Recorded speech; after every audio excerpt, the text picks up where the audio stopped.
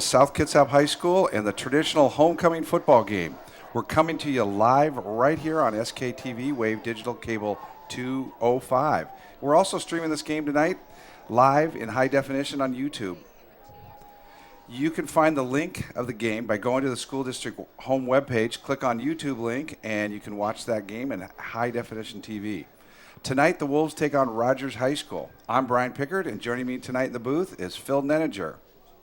Brian, this should be a good team, a good game coming up tonight. Rogers comes in at 2-4, and South Kitsap is 0-6. But the 2 wins came against the next 2 teams South gets to play. So hopefully we can go ahead and win this game and start a 3-game streak here to end out this regular season for South Kitsap. We have the captains coming on the field, the South Kitsap captains. Our number 81, Quinn Ogan. Number 43. Sorry, we're...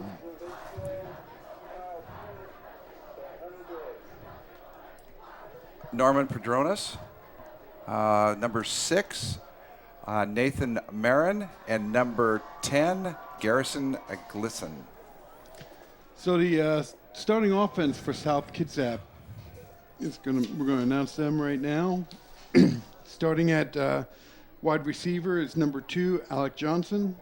Quarterback is number 10, Garrison Glisson. Wide receiver is number 13, Deshaun Keel. Wide receiver is number 32, Blake Bingham. Running back, number 34, Isaiah Davis. At right guard, number 49, Ethan Fragazzo. At center, number 55, Max Feldhacker. At right tackle, number 62, Darian Feather. Left guard, number 65, Thomas Bidwell. Left tackle, number 71, Mick Whitney. And wide receiver, number 81, Quinn Ogan. And Phil, on defense, we've got number 2, Alec Johnson, a cornerback. He's going both ways tonight. Number 4, Nate Watska, sorry about that. He's our strong safety tonight. Number 6, Nathan Martin, is at outside linebacker. The other cornerback is Deshaun Keel, number 13. He too's going both ways tonight. At free safety is Angelico Lund, number 22. At the other outside linebacker, number 32, Blake Bingham. At defensive end, number 34, Isaiah Davis. Number 41, DeAndre Madanane at tackle. Norman Padronis, number 44, at middle inside linebacker.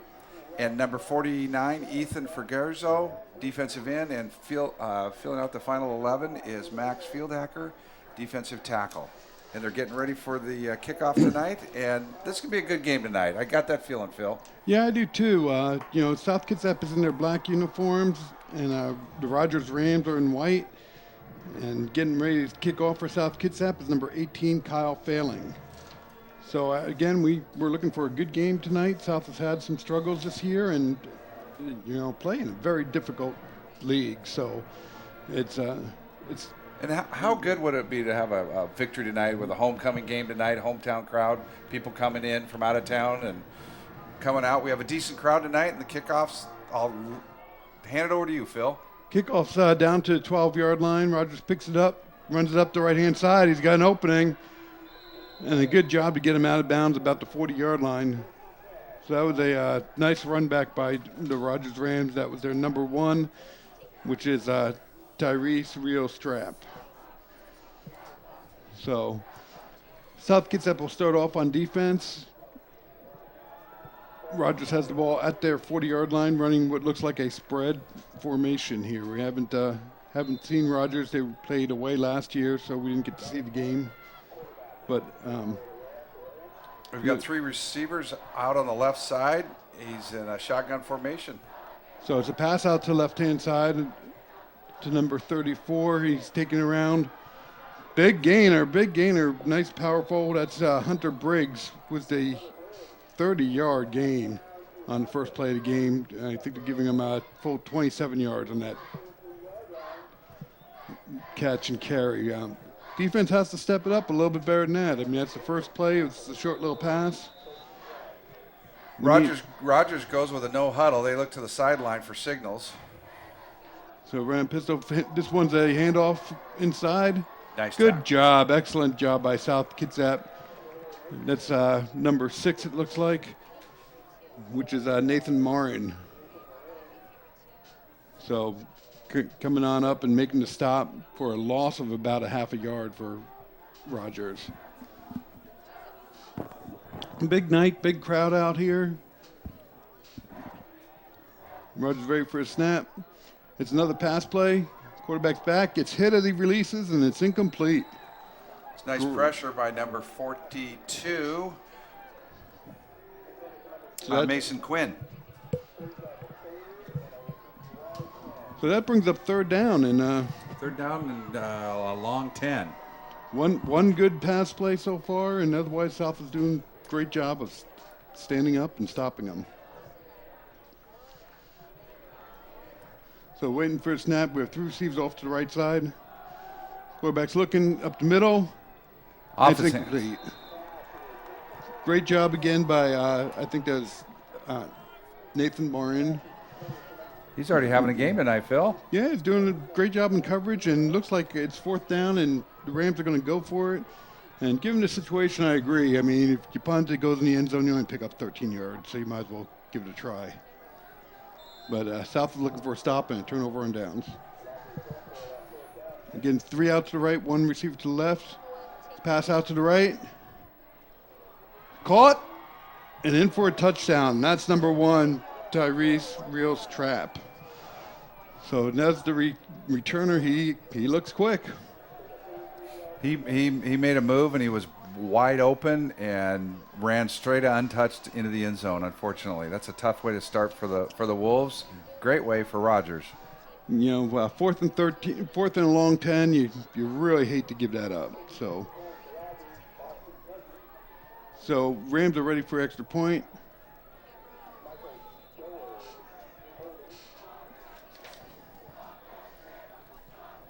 And it's up and good. So that took a whole minute and 8 seconds off the clock. Need to get back to the huddle and readjust that defense a little bit. I think they like to throw to that 3 receivers or trip set quite a bit there, and so far they've had 2 big gains off of that, and that's the only offense they've generated. Yeah, the Wolves have to step it up on defense. That's obvious. You can't give up a touchdown every minute. But the big thing is, can we come back and score? We know that the Wolves have been a little bit soft on defense, but their offense has picked it up. And if we can come back down and score, put some points on the board for South, I think this will be all right. Rogers' quarterback, number 9, he's a senior, 6'1", 180, so he's got some decent size. Looks like he had a pretty good arm, and he was pretty accurate. Neither throw was real long. There was a catch and run on both of those plays. And again, only 2 plays that have gotten him. So he's already got 60 yards on the passing already this quarter.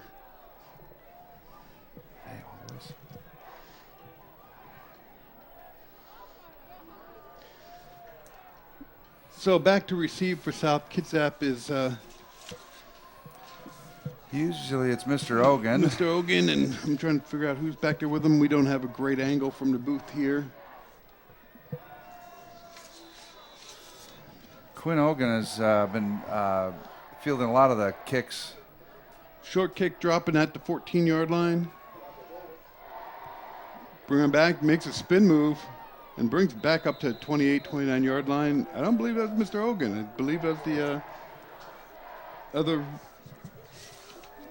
person back there. So that would have been, I believe, Riley Escolta on that return.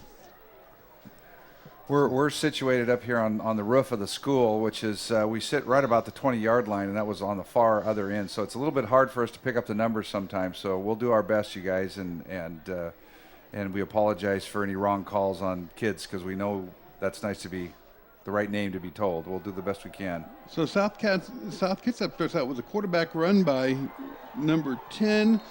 That's Garrison Glisson, and picks up about 15 yards, but there is a flag down on the play.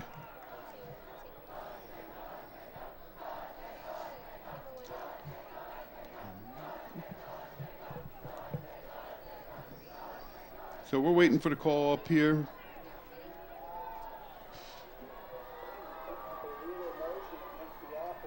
And it's a illegal procedure penalty against South Kitsap. That's too bad because that was a nicely designed play and a good run by Garrison.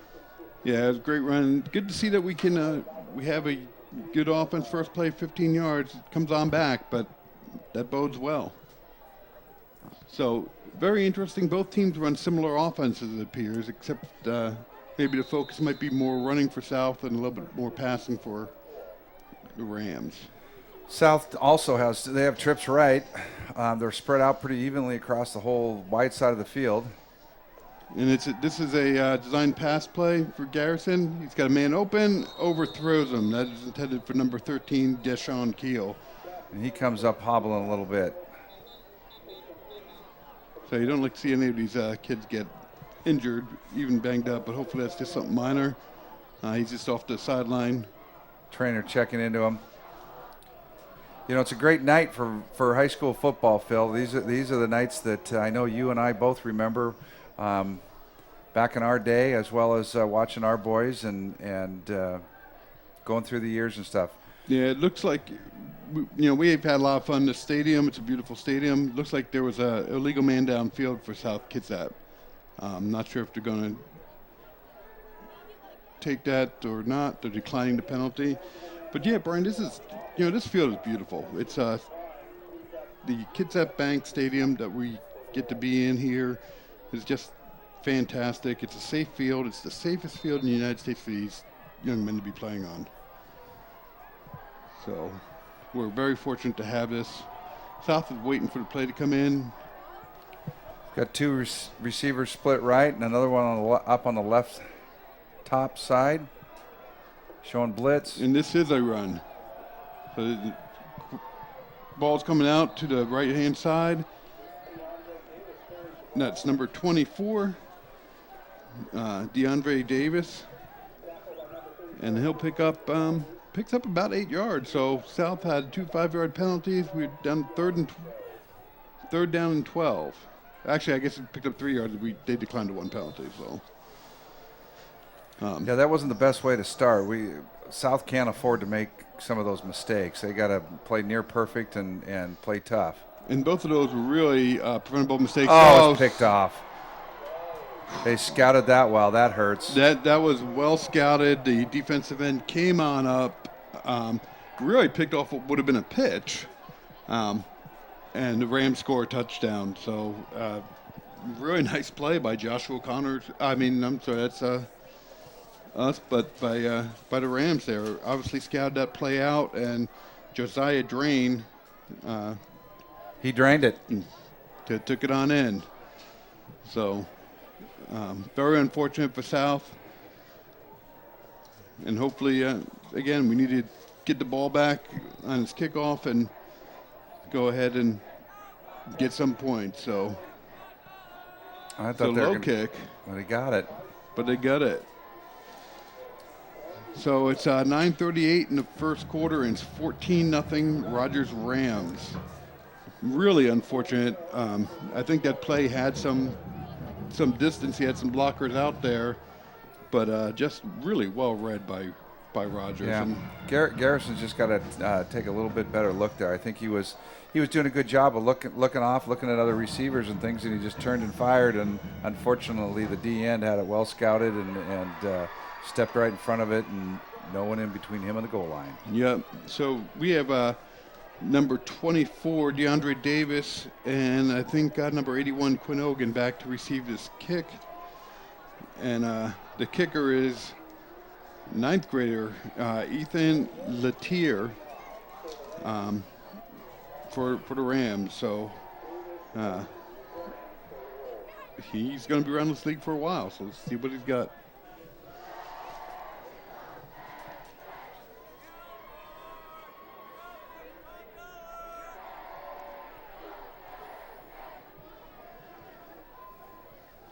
So Rams are ready to kick off.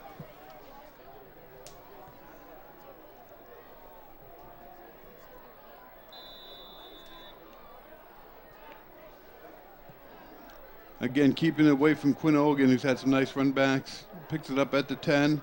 breaks on through.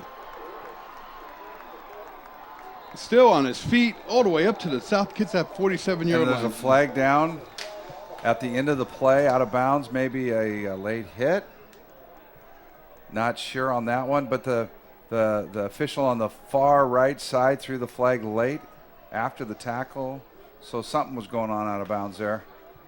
Well, South Kitsap either way winds up with awesome field position to start this drive, and that was a real nice run. You know, that's what South needed. We need to get on the board, get some points going.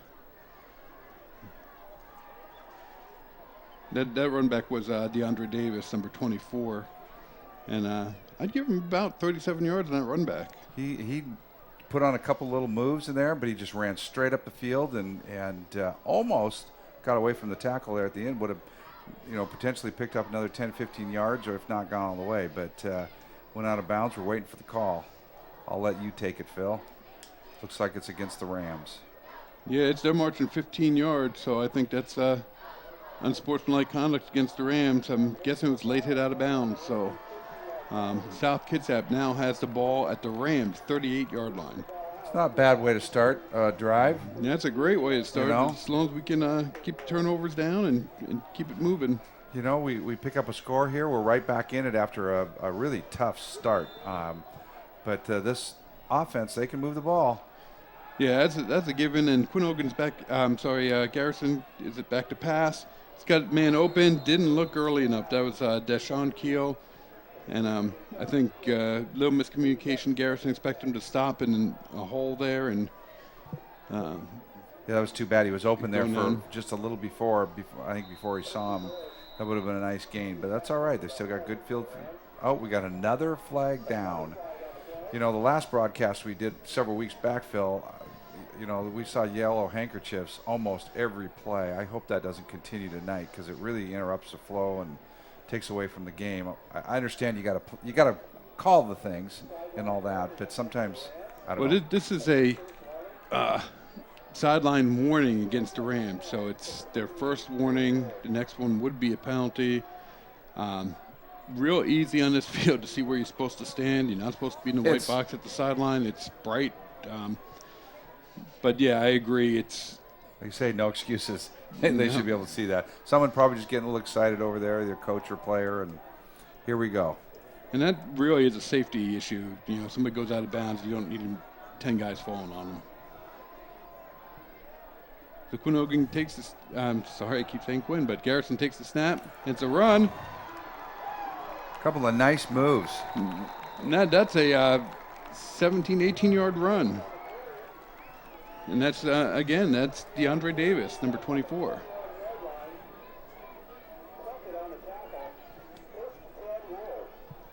So South has the ball at the 21-yard line, and they're ready for a snap. One thing about these hurry-up offenses is you get the plays off quickly. It's another pass play. Nice ball. Nice pass, number 13, Deshaun Keel. And another first down for South Kitsap. First and goal at the 9. How many yards was that, Phil? That was about 11, 12 yards. 11, 12 yards. We'll give them. Give them the 12. So again, Garrison's ready for the snap. Blitz coming. Garrison pulls, read, and picks up about 2 yards.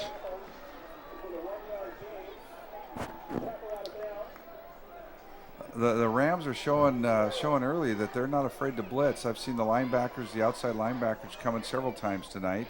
Probably pick that up and put in a little pressure on, but I think that might open up some of those, the short flat passes and things if the linebackers are coming in. Puts a little more pressure on the defensive backs. Something where the quarterback can throw the ball quickly and go from there. So we have trips out to the left-hand side, pistol formation. And it's the pass play again. Overthrown. That was intended for number 11, Alec Johnson. Nice thrown ball, just a little bit too high. Harrison's looking at lots of targets out there. He's looked several different players tonight, so that's good. And I think that's kind of what got him on that interception, the last series and things, is that he was looking around the field, which is a good trait. Just unfortunately didn't see that defender coming in. So South Kitsap, another Garrison's going to keep it. Run on up, and he And it's scores. Touchdown, South Kitsap. Nice read. That was that same play from before, and he saw the defender was right there, and he didn't throw it. He didn't pull the trigger. Opened up the field, and there it was. And there goes the traditional South Kitsap cannon. We love to hear that sound at this school, so that's a wonderful thing. South Kitsap is lining up for the extra point. Kyle Failing will be taking the kick, and Chandler Kimmel will be holding. Great play, great read by Garrison. That was a really nice play. Nice, it helped that they had great field position to start with, but there we go. Now we're going Wolves. The kick is up and good. So at 8:06 left in the first quarter, it's 14-7 in favor of the Rams, but if you like scoring, I think you're at the right game. You think there might be some? What do you going to give a prediction for the game tonight? No, because we have total combined score. What do you think? It's going to be in the 80s. I'll take under. Well, we have 21 points in the first 4 minutes, so you do the math. Yeah, absolutely. But certainly exciting. South Kitsap showing they can move the ball on down the field. The defense, we just need to get stiffened up and keep turnovers down. So South Kitsap's getting ready to kick off again. And well, you can tell it's a fairly calm night tonight. It's 47 degrees according to my phone here. And the smoke from the cannon on the score is still just kind of drifting. It's still in the 20, 30-yard line. So there's not much of a breeze out there at all. Again, great night for football. And a great crowd here out supporting the South Kitsap Wolves tonight. So back for Rogers is number 6, Braden King, and number 1, Tyrese Rios Trapp. I think I'd stay away from Mr. Rios Trapp if I'm South Kitsap right now. I think I'm gonna have a prediction here on this game. It's gonna be just like another Rams team of last weekend that jumped out a little early, but then they saw their game get away from them as the Seahawks beat them last week. So maybe these Rams can do the same thing, and these Wolves can copycat the Wolves or the Seahawks. That'd be fantastic. So that's taken by an up back. And he returns it the ball, and he went down to just inside the 20. About a 15-yard return for Matt Plunkett from the Rams. So South is on defense. The ball is on the 37-yard line. And we just need to stop. It's as simple as that. They're obviously going to throw. Phil, I was this past week I was talking to Coach Vartanian, and he says, he's so proud of these boys. They're keeping their heads up. They're playing hard. They're practicing hard, preparing. Just a good night tonight would do wonders. Yeah, and that's a great stop by number 42, and that's Mason Quinn on the run play. No gain on the run. So they've tried a couple runs for no gain, loss of yardage. A couple passes where they've gained some. So we have doubles, twins out to the right and left now with one running back in a pistol formation. And again, if you want to see a lot of plays, you're going to get them. And it's a handoff of end around. And South is there, stops them at the 40-yard line for a gain of probably about 4. So that's number 4, Nate Wanzak on the stop. That was a nice. Nate Watzka. He got rid of his blocker and beelined it right to the ball carrier and dropped him for a small gain. It was a nice play. Yeah, it makes it 3rd and 6. Rams to get and signal in. We have tripped out to the right. And there's a whistle before the start. So I think we saw that left tackle there. That big fella, number 51, kind of had a little extra jump there before the snap. That's okay. You can do that every play as far as we're concerned. So now back them up 5 and make it 3rd down and 11. So in the Wolves' favor. So 51's not going to hide. He's 6'2", 280 pounds, and if he moves, they're going to see it. He's a big young man out there. So South showing a little bit of blitz. They come with 4. It's a pass play. South gets it, stops it. It's going to depend on the mark to see if they have a first down or not. It's right at the marker. I think they're going to give it to them, but I'd kind of want a measurement if I'm the coach. They're going to keep it going. Say it's. Nope, they stopped the clock. They're going to get measurement. It is right there. Yeah, that's too close to call. So, calling the chain gang out. Going to make a measurement and see if the Wolves stopped him or if it's first down Rams. Teams are going over the respective coaches. So a stop here would certainly be great for the Wolves. The board's already showing 4th and 1. We're hoping that's what we get. And turnover on downs here on this side of 50 would be, again, good field position. And Wolves are shown they can move the ball and they can score. So South really wants to win tonight. Homecoming, it is about 4 or 5 inches short. So interesting because, again, they haven't shown that they can move the ball on the run. You know, they did have the end around for a few yards, but straight up the middle, they've had no yardage and lost yardage. So what do you think if you're South? Are you anticipating another run or are you anticipating a pass play? If I were calling it right now, as much as they've thrown it and then run wide, I'd almost, a delayed draw of some sort. Although South Interior, they've got some horses in the middle, and it's pretty tough. They're pretty tight. The Ram, maybe a sneak here, right here. Yeah, what do you think? I think it's the first time I've seen split. quarterback in the center. There are no splits between the linemen right now, so they're pretty tight. It's either that or that tailback's going to come flying up over the top. No, come off the left side if it's not quarterback sneak. Yep, sneak, and he's going to get it. He's going to get it. That's pretty tough to hold him to just a few inches there. Yeah, but it's gutsy call on your own side of the field to go for it on 4th down. Give the coach some credit. He trusts his linemen. Trusts they're going to get it. So yeah, that was 1st and 10 from the 49. Yeah, if we're predicting it, I think again those line splits were pretty tight. So this is a run play, off tackle to the right. And this is going to pick up some yards, pick up about 10. The Rams are doing a good job of blocking down on that end, and South's got to figure out a way to do that, either splitting the outside backer out a little bit, or that defensive end has got to fight off that blocker and turn that runner in. We have a stoppage of play here for a minute. I think it's an equipment issue, though.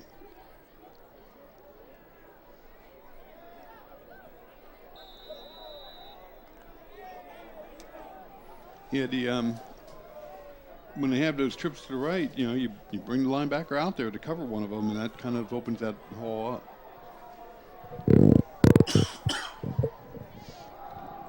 Little trap play there, and got picked up. Well, they only need one for the first down, a short one, and I think that's what they're going for.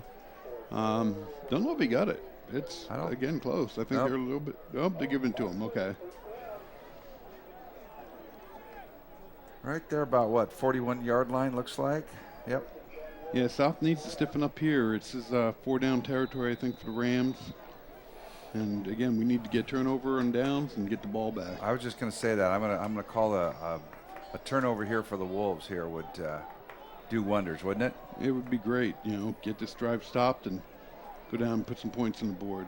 So it's a reverse, and looked like you tried to pass. So number 3 gets the ball on the reverse and picks up some yardage. That's Ajay Horsley from the Rams.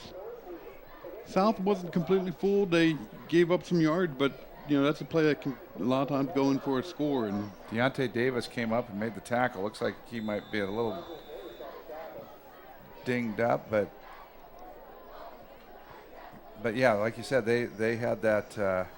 They stayed home. There was two South Kitsap kids out there, and one made a nice tackle of it. So this is a run up the middle, but it's going. Oh, he broke out of the tackle. We had him for a loss. and he's down to the 25-yard line. Turns that into just over 5 yards. And that's number 34, Hunter Briggs from the Rams coming around.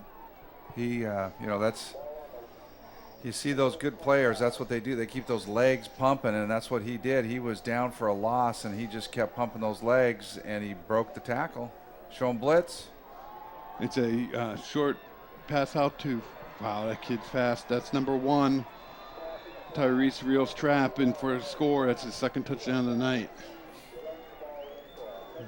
But it's same play, too. It's just a little wide receiver. Is that what they call a little bubble screen? Yeah. Out there on the side, and it's been open. It's open. We see it coming. And our South is in good position to make the tackle, and he's just running by him, to be honest with you. It kind of looked like we only had they had 3 receivers, and we had 2 defenders out there, and that's pretty tough to do, particularly the kid with that kind of speed, and he puts a little move on it, and he cuts it right up to the end zone. So Rogers setting up for the extra point. Last one was fairly low, high snap, and the kick is good. He's got a good leg. So that's 4 minutes left in the first quarter.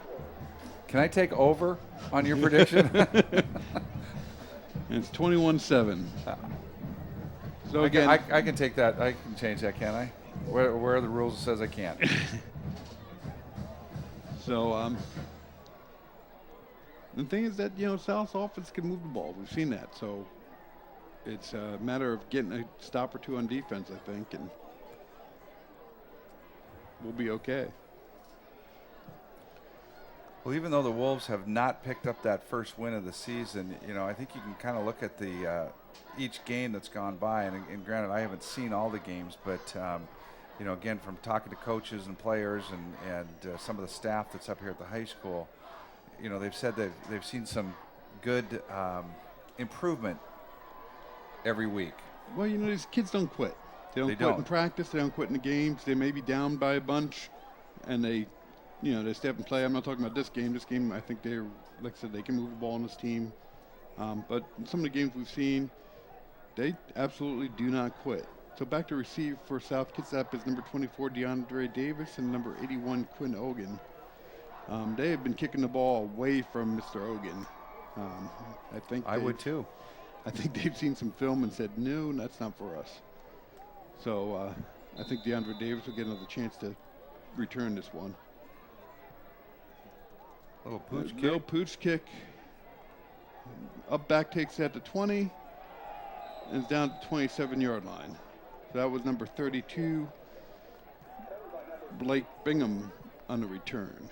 And South takes over on offense. Not bad field position. They're under on 28. Phil, what you're saying as far as that no quick, that speaks volumes to the character of the kids and of the coaching staff too. Getting the kids there, getting their heads in it, so that they can perform and keep at it. It's hard. You and I both know that sports does so much as far as teaching for life and whatnot. And it'd be nice if it was all wins, but it's not always that way in life. And that's it. And these kids are showing again just a great perseverance. That's a end around to number 13, Deshaun Keel, and he's going to pick up about 12 yards on the first down. Yeah.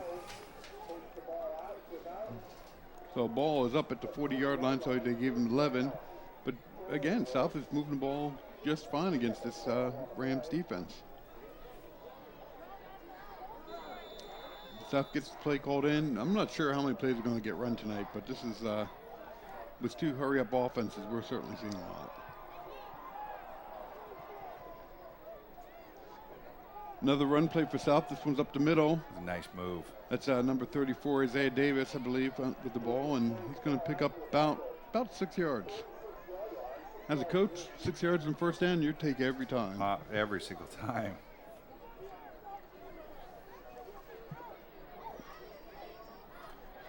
So we haven't seen either team really air it out. They've had some long pass plays, but it's been a catch and run in both situations here. So yeah, and actually that was number 24. Oh, nice. Nice. We got another catch and run. That's Mr. Ogan. That's Quinn Ogan. Gets the reception and takes a 14-yard gain.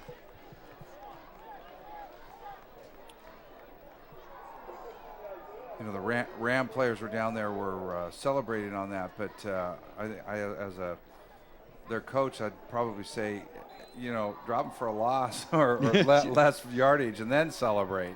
I'm not sure I'd be celebrating on that one. Yeah, 14-yard gain is difficult to celebrate, but and we got a play action pass, and Garrison is Nice job stepping up. he's got a man in the end zone, but he's out of the end zone. Trouble is, it was out of the end zone. Yeah. It was open. He See, I threw knew a if little bit further, but I knew if I said it, they'd air it out, and there he did. Unfortunately, it wasn't successful. You know, something right there that I saw Garrison do that was really nice. He had some pressure. He had some good time for it. His line gave him some time to block, and he stepped up in it. And kind of a Russell Wilson-esque type stepped up there, although probably not the Houdini act that Wilson does all the time. he did a great job, you know, buying himself some time and But released the stepping up ball and right. looking. Yeah, and released the ball right at the line of scrimmage. So that was a great job. And we have a handoff inside. Ooh, he got That's hit number hard. 24. That's a DeAndre Davis again. I believe he's the ball carrier in the last one too. But he's going to pick up 5 yards again. Coaches will take anything over 4 yards on first down. But A that was little second. trap play in there that seems to be effective. Yeah, and it's right up the middle. So South is 3rd and 5. They are probably in 4-down territory also, and you kind of want to know that when you're making the play call, because do you have 2 downs to pick up this 5 yards or just 1? So South, this is going to be pass. Garrison, nice defensive play, but they're going to get him. I think he has his hand on his back. I and think he was pulled on riding him.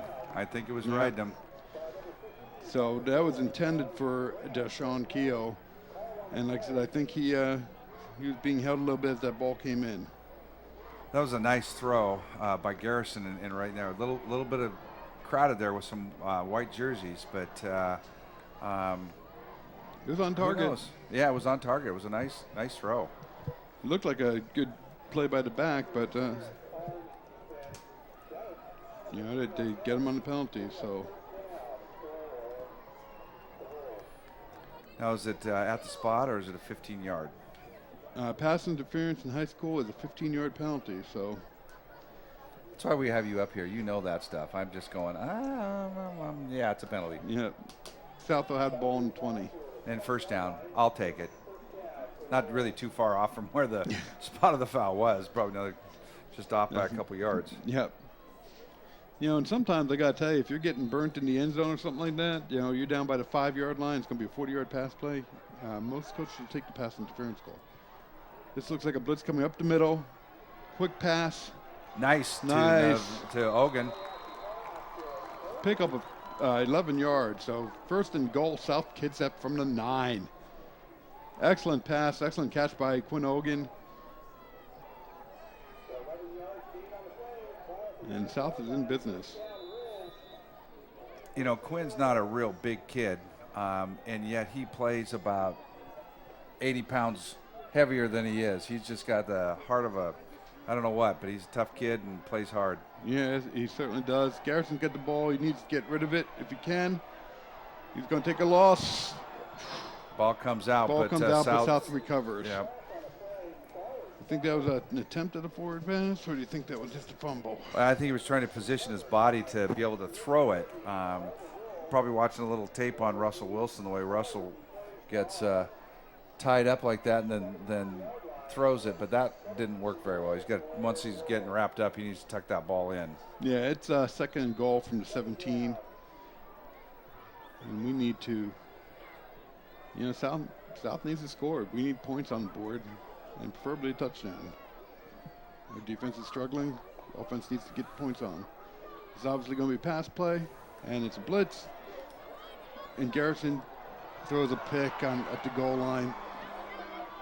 Bad, really not a great decision by him. Hard when you're under pressure like that. But Trying to make things happen there, and Casey Ogan turns defender and makes a tackle of a kid that probably outweighs him by 50, 60, 70 pounds, but again, Casey with the big heart, or Casey, Quinn. Casey's his dad. Made a very nice tackle hanging on and bringing him down. Yeah, he sure did. Now, the one nice thing is the Rams don't have the ball in good field position. Again, a stop here.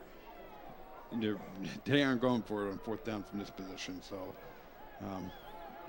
we've held them on 3 downs before. Let's see if we can get a stop and go. South is coming in with a blitz, and they handle it for a loss. The runner stood straight up, and a whole pack of wolves. That was a pack. I couldn't tell you the numbers because I think about 4 of them hit him in the backfield, so that's a loss of almost a yard. Your coaches love to see that when you make initial contact that's on the other side of the line of scrimmage, and you got everybody coming in taking them down. This is a quick pass play, and it's over his head, so that'll stop the clock. We only have about 27 seconds left in this first quarter. It's going to be 3rd and 11 from the 8-yard line. What do you think? You think they're going to call that little bubble pass again? They've had some pretty big success on that. You know, if I was a coach, I'd be looking at that. They have 2 receivers out wide. They have 3 on the right, triple on the right, 1 receiver to the left, running back. It's a draw play. And South stops him. He goes nowhere.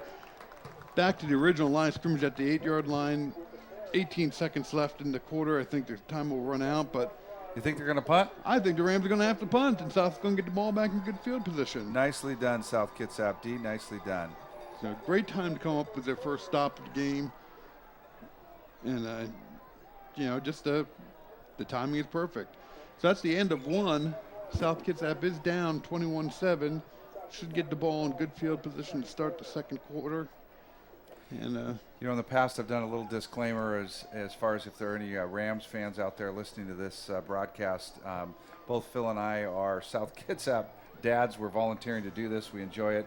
We are the farthest thing from professional broadcasters here. But we're better than Tony Romo. I'll give you that much. I said professional.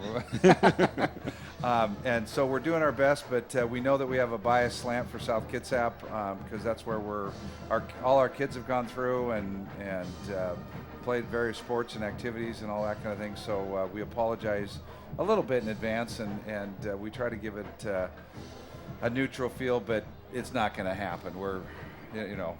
Yeah, we're definitely South Kitsap fans. There's no doubt about that. In so many cases, we've known these kids or their brothers or sisters or parents throughout the years that we take these games personally. So back to receive the punt is Quinn Ogan. Be interesting to see if they give him a chance to return it, and they'll be kicking from their end zone. Yeah. Pressure or return?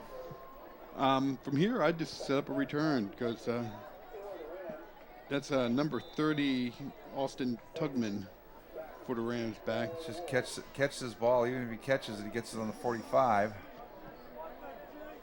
Nice punt. It's going to drop it to 35. Take a South Kitsap bounce. So South Kitsap's getting the ball at the Rams' 30-yard line to start their offense, and we've seen them punch it in with good field position. So. Looking for the same. Here we go. Hang on to your hats and crank it up, Wolves. So again, we had 28 points scored in that first quarter, so we're on a pace for over 100, but combined. Like I said, I changed my vote to over your 80. So, last week there was school record tied, I think I read, with a 51-yard field goal. Wow. That's a kick. That's a kick. That's a kick for anybody. Yeah. Let alone a high school kid. Yeah. So that's a gain up the middle for about a long 3 yards on a run play by, I think that's DeAndre Davis again.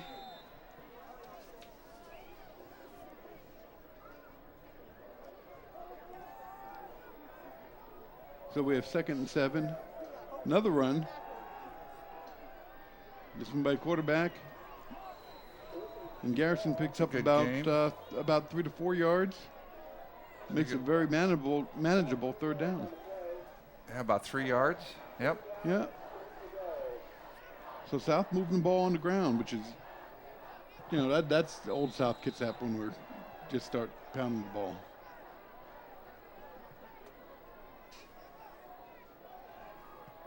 So DeAndre Davis in the backfield was Garrison, Glisson.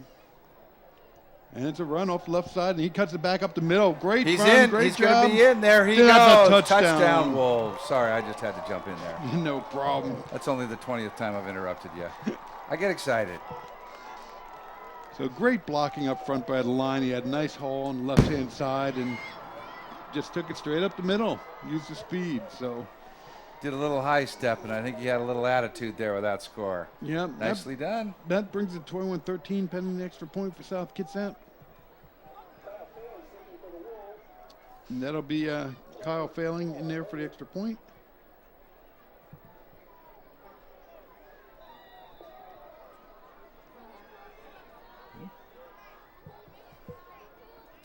High snap, and it's blocked. The kick is blocked. That was a high snap. That comes back to haunt you sometimes, but but the way they're rolling, we get another stop here. They stopped them last time. Come right back down, and hey, whenever you stop them, that always gives your defense some confidence, and that's sometimes all it takes at this age. While we got a little break in time here, we've got the coaches for Rogers. Head coach is Gene Brown. Assistant coaches Dane Looker, Andy Armstrong, Danny Carlson, Jesse Potes, Dave Nairn, Kelly Susie, Kyle Nairn, Linda Horland-Glenn, David Variel, Danny Westfall, Bob Norris, Mike Scalani, Tony Bowie, Joe Kosum, and Cody Dahl. We have more coaches than players, I think. I think so.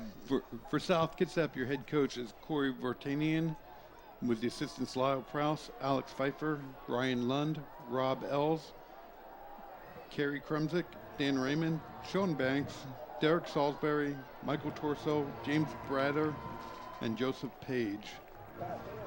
And South Kitsap also has an excellent athletic training program with Chris Hyatt and Jeff Spaulding.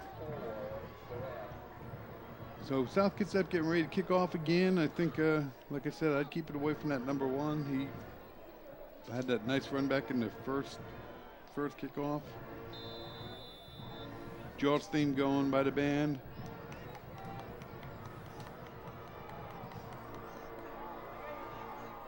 And it's kicked right there. Returned up to the 35-yard line. And that was Tyrese Rios' trap on the return. One of the things that's a tradition in South Kitsap is if you see the field and you see a young man about the age of 5 or 6 or 7 years old running on out for a tee, that's usually somebody's brother or son going in there and just adding their interest in sport. And we've had that going on for years here. And T-Man. The T-Man. We love to see it. T-Man out there. Hustles out there. The kids just got to be so proud and so excited to be able to do that. And think they'd let us do that? It'd take us too long. So we got a run coming over in around number 6 ball. He's going to gain about 3-4 yards. Number 6 is Braden King for Rams. Run out of bounds. I could probably run out and pick up the tee, but then I'd need to take a break and take a breather before I ran back off the sidelines. That's why I said too long. Yeah. We'd have to take the cart out there for you. Maybe they'd let us drive the cart. Probably not. They'd hide the keys. Yeah, if they're smart. So again, we have trips out to the right for the Rams. Single setback. It's a long throw out to the left, and it's caught. Nice tackle by number 11, Alec Johnson, but that's a long gainer down to the 15-yard line. That was a nice pass. It was in stride. Give him the credit for that. And that's, I think, about a 45-yard gain. But definitely hit the receiver in stride. And, I love the fact that Alec Johnson was able to make the tackle. Anything can happen. Showing blitz. Here they come. Here they come. South Kitsap comes. They come with a run off to the left side. Oh, no, he gets on through the line. That's a touchdown for Rogers. And there's yellow flags all over the place. You got to think there was a holding call there. He looked like South had that well defended and just couldn't get out there. So there's a third flag. So That's what I say. It's laundry time. That's on the opposite side of the field from where we're looking. So whatever happened was, in the trenches. We I can't think really that see one's it. coming back. And nobody from Rogers is celebrating too much, so I'm thinking it's coming back and it's going to go. It's got to be a hold. Yeah, it's a hold against Rogers. So that'll be 10 yards from the spot. So it looks like they'll lose about, 6, 7 yards on that.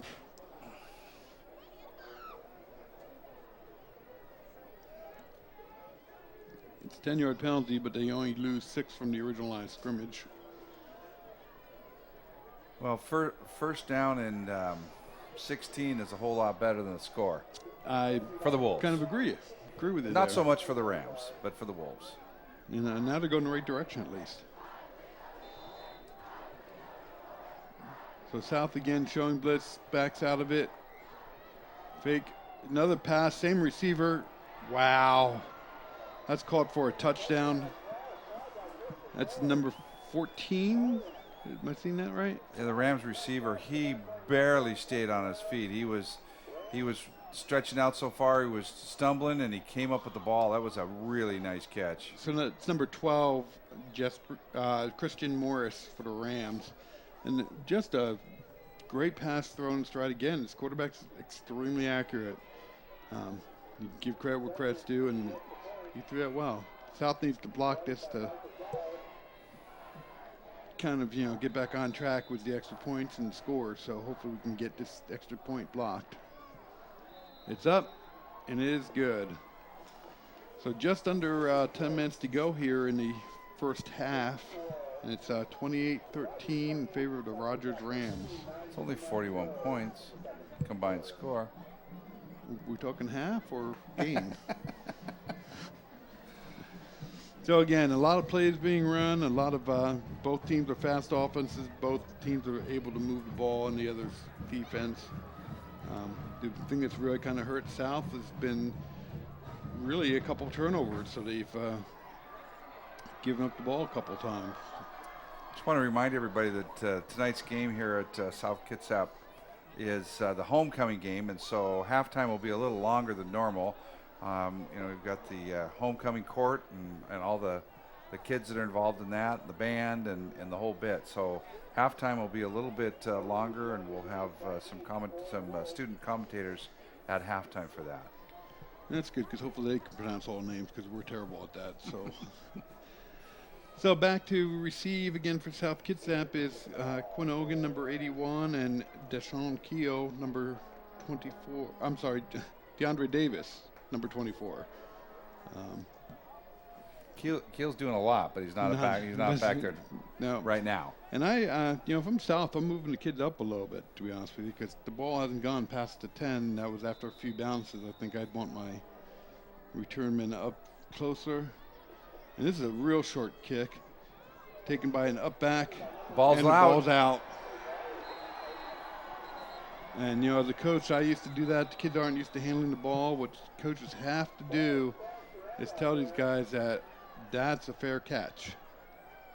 You just catch the ball and take that a hurts. knee. So, yeah, it's you got to figure the Rams are doing that intentionally, because he's got quite the leg. His extra points are clearing the crossbar by a very, very, very far, easy. So they're doing this intentionally, and right there it worked. It worked like a charm, like it's supposed to. So here's a pass, another long pass. South Kitsap has multiple players over there, and intercepts the ball. So that's a touchback. Not sure what that cannon blast was for. Not sure either. Someone got a little confused there. But that's number 22. Angelico Lund was the interception for South Kitsap, and that's exactly what South Kitsap needed right there. So in the end zone. It's a touchback, so it'll come out to the 20.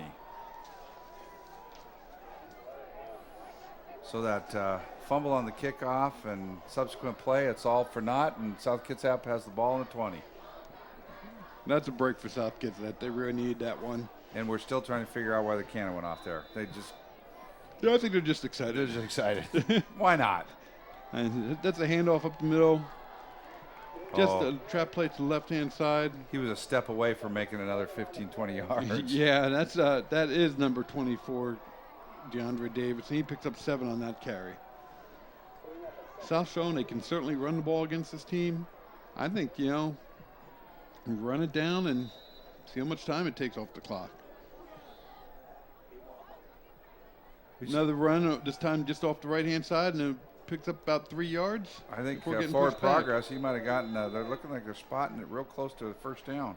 Yeah, one is at the first down marker, one's a yard back, and they're sort of moving the ball back to 29. But I kind of agree with you. I thought forward progress, he had it over. Oh, I think that's a terrible spot. That's the wrong spot. Okay, there they go. I was what the?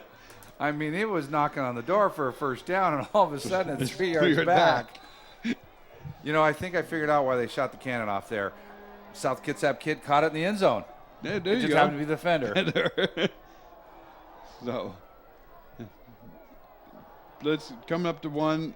He's going nowhere. Blitz up the A gaps, and South Kitsap's thrown for a loss of 3 yards. So we're going to see the South Kitsap punting unit.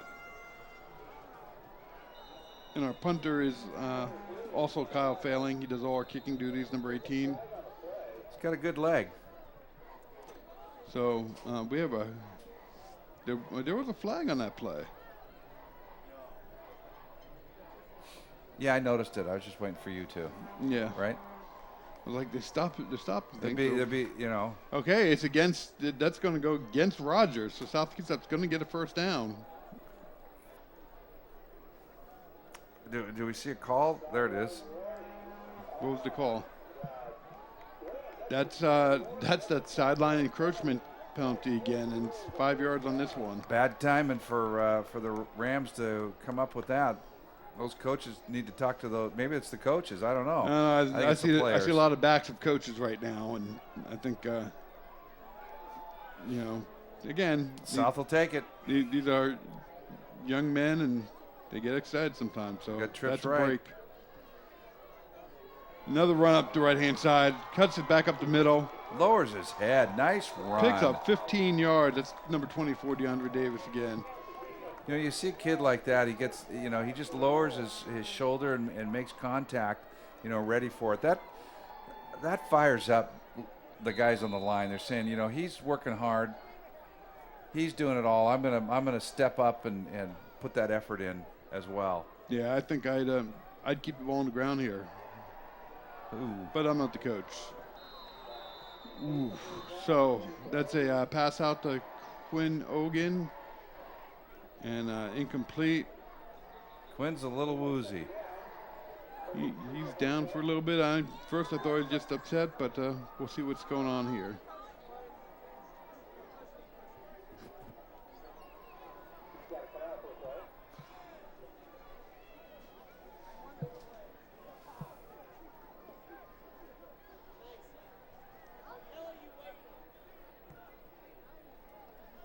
Want to do a shout out to all our fans. Both of them? Both of them.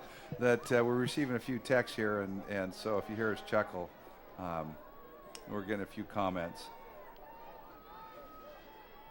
So South has twins left and right. Back to pass. Over the middle. And a pick. Yeah, that's pass interference. It's coming back.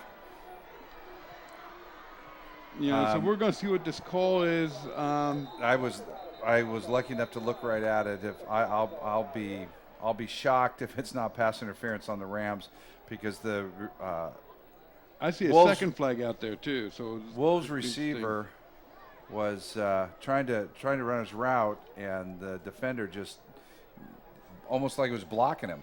We have 3 flags in different parts of the field, so I'm going to guess that they're going to probably offset at some point. Well, I'm going to guess the one on the 40 closest to us is going to be pass interference. 2 is probably an illegal block on the return. And then maybe, and I hope I'm wrong, over where the referees are right now, that might be, late hit or frustration or something there. Yeah, or like another block or. So what do you do? You balance it off. It's 2-on-1 team. You throw out. They all go away. Offsetting, replay it. Offset. Do over. We'll do it. Isn't that what we used to say? Yeah. Do overs. Do overs. Or it's like playing golf with you, you know. Oh, that shot's a mulligan. Brian, they all can't be mulligans. When I'm playing golf, they all have to be mulligans. Is that why you use a shopping cart for a bag so you can hold all the balls in there? Yeah. Golf balls and stuff. So. Yeah. It's a good golf match for me, or golf game for me, if I haven't lost at least a dozen. So while we have a stoppage in time here, we do have some other sporting events going on South Kitsap this week. Girls soccer is playing against Bellarmine Prep at home Tuesday, October 17th, and that game's at 7:30. So come on out and support the girls soccer team. They're having a good season. And on Thursday they go over to Rogers. They're at Rogers at 7:30 p.m. on the 19th. So go out and support the Lady Wolves soccer team. And we also have coming up is girls volleyball, and they're playing on the 16th at Bellarmine at 7:15, and on the 18th Rogers is at South at 7:15. So again, come and support the Lady Wolves volleyball also. I think we're finally going to get this figured out. Okay. We have personal foul against. We have 2 personal fouls. 3. Wow, we have 3 penalties against. It looked like there was a holding call or 2. And do we get 45 yards there, Phil? No, unfortunately I we don't. know we don't. And I thought there was a personal foul call in there too. There was. The first one that he said was personal foul, then pass interference, and then was it a hold? A hold. There we go. Personal foul. Well, it looks like we're getting to 10 yards. So maybe it was a couple of holds.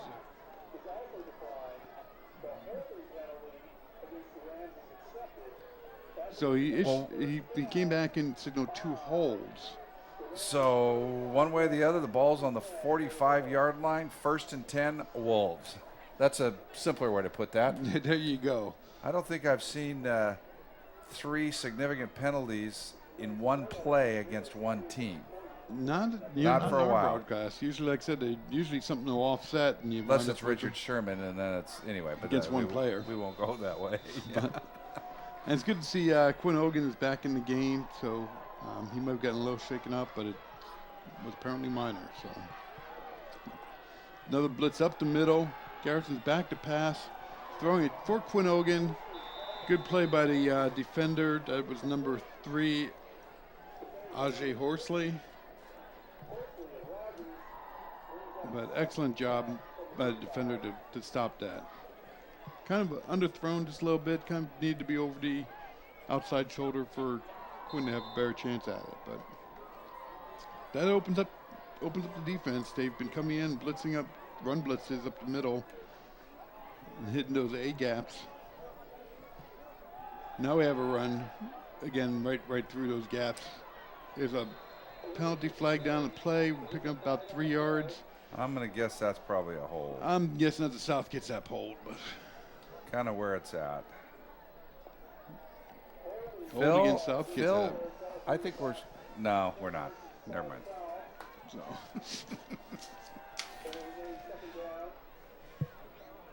So that'll back up the Wolves 10 yards from the spot, which looks like it's going to bring up 2nd and about 19. Probably in 4-down territory as long as we can gain some yards here. So you got 3 downs to make 19 yards. This game feels like it's slowing down quite a bit. Yeah, well, still 7 minutes to go in the second quarter. And we're an hour into this. So there's another blitz, another long throw for South Kitsap, and overthrown. That was intended for number 13, that's Sean Keel. And I think Garrison kind of needs to hold it just a little bit longer to get those longer balls down there. He's leading his guys a little bit, but when you have a rush, you want to get rid of that ball. You don't want to take a sack. was a nice throw, but yeah, it was just a little too long, and the receiver was covered pretty well. Looks like maybe another blitz. Here come the linebackers. Little swing pass. Oh, little swing pass. He did catch it. He caught it. It's going to be, unfortunately, no gain, but. I'm glad he hung on to that. Yeah. South Kitsap coming out to punt, and that was number 24, DeAndre Davis, on the reception. And he just bounced it back. So back for Rogers. Looks like it's number 2, Amari Hurt. Number 2 or number 1? Or was that number 1? I think it's number 1. Again, our vantage point for down at that end of the field is a little more difficult. So that would be Tyrese Rios' trap. And he should get a chance. Nope, he's going to let bounce. Down there on the 23-yard line. So probably not their worst field position, but again, last time South Kitsap had the ball, had him pinned in a little bit deep there, it was a 3 and out, so hopefully we get another one. You know, when they get to a position where they have 4 downs to make the first down, we haven't been able to stop them, so we need to hold them here. And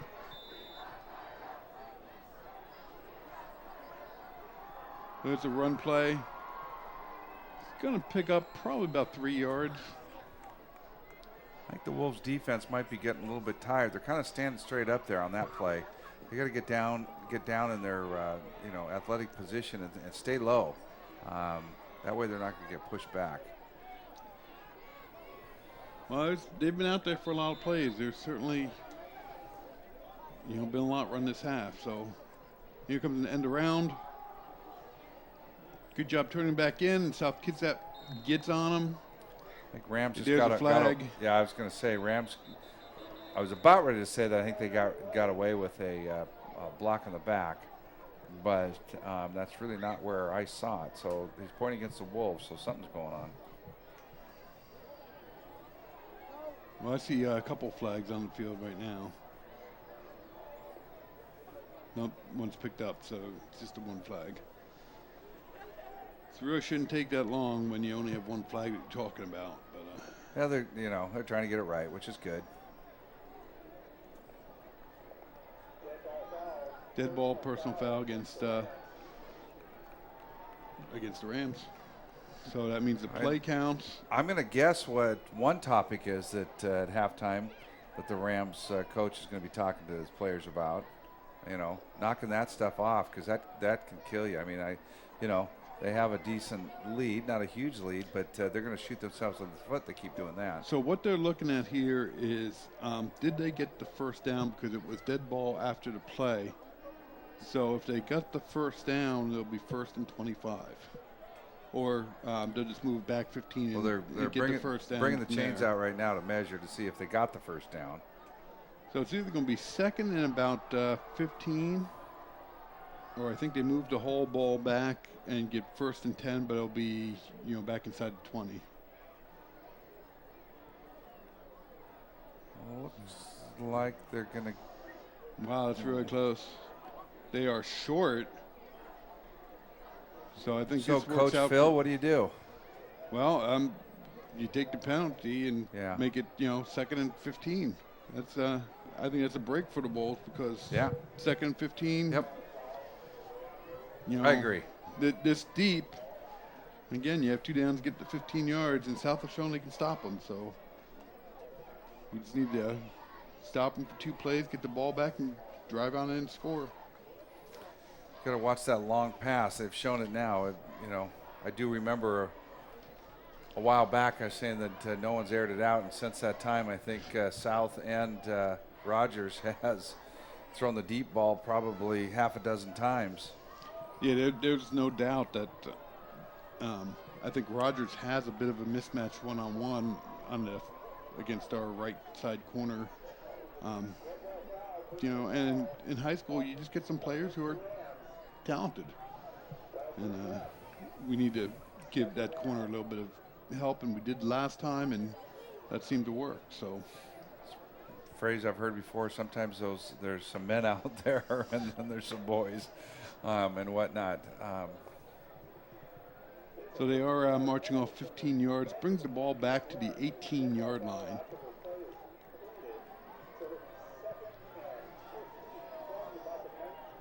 And we're going to go with trips to the left. And it's single receiver over on the right-hand side. And last couple times been the single receiver who's got one-on-one coverage. Got one-on-one over here on the left side. So quarterback looking the other way. South putting pressure. Thrown up. And great job by South safety. Nicely defended. Both those defensive backs there did a nice job. We got number 4. That's Nate Watska. And number... He's got to turn so I can see his number there. 20, is that 22 or 32? And that was, I forgot. That was after the play, so that second down counted. So that was third down, so they're going to have to punt. And this is exactly what South needed. Again, I think, the punt didn't go that far last time. I'd be moving my... We got Quinn back, waiting for the kick. A little bit short. Quinn, I think we get away from it. Takes a bounce for Rogers, but South's going to have the ball at the Rogers 46-yard line. Take that. Any nice turn of events. So march down the field here, score, and all of a sudden it's a one-score ball game. Exactly. And that's what I think the South coaches have to keep preaching. Just stay in it, stay in it, stay in it. Keep your heads up, keep making plays. Rogers is certainly showing that they can make some mistakes here. And it's time that the Wolves capitalize on those mistakes. We're waiting for the play. South is showing a lot of discipline on, some of these hits and things that have been going on. So haven't had any personal fouls or anything against South. So there's a run up the middle, but it's well played by the Rams. And the running back has stood up, and that's number 9, Tyson Carter, was the carry. Loss of about 3.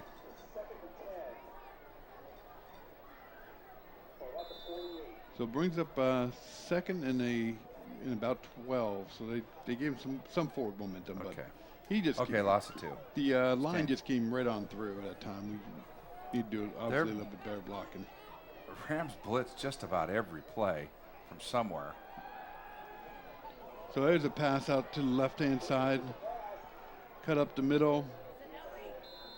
And that's DeAndre Davis, number 24. He keeps fighting for every inch. Give that kid credit. And there's a stop of play. South Kitsap will have the ball at the 38.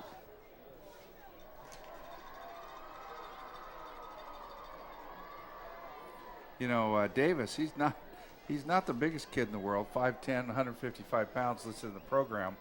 But, oh, man, he just sticks his head in there and goes at it. We got a big penalty against the Wolves.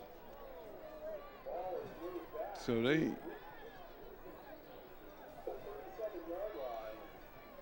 holding penalty in the backfield against the Wolves, and it brings up second down and a mile. So it's about 25 yards.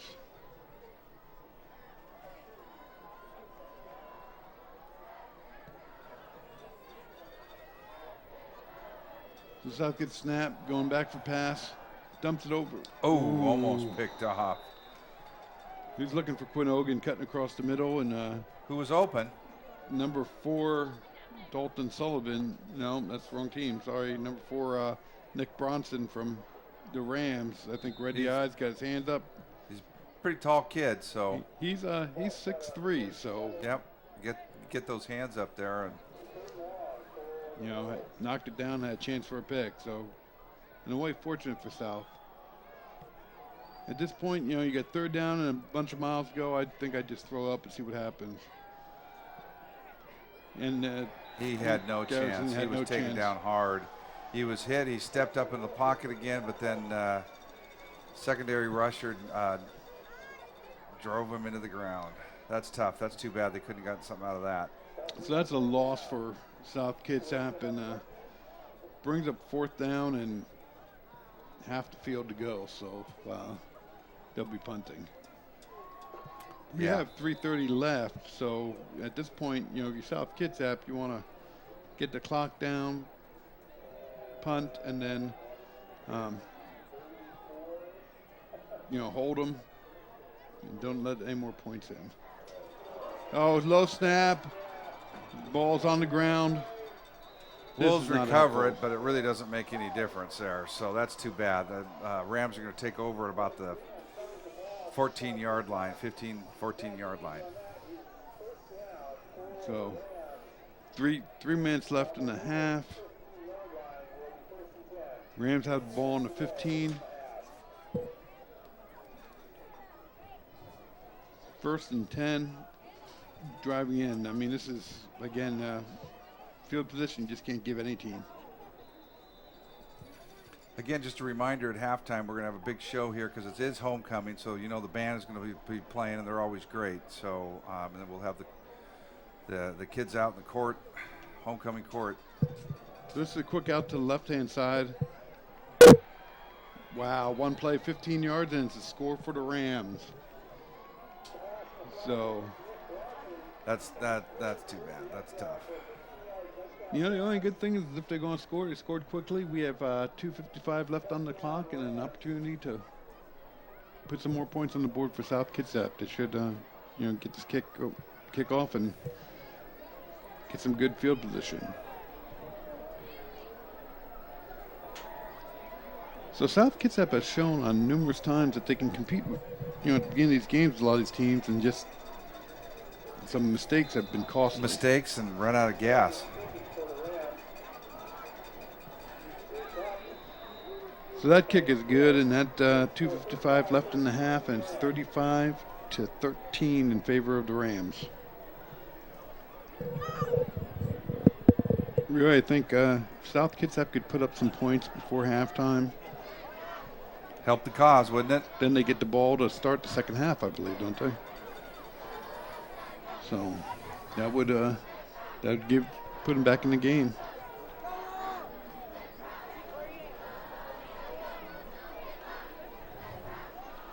Well, the enthusiasm of the I think 20-some cheerleaders down in front of the student body is not dampened at all. They keep doing their cheers and they're pumped up and excited. Of course, that's why they do what they're doing.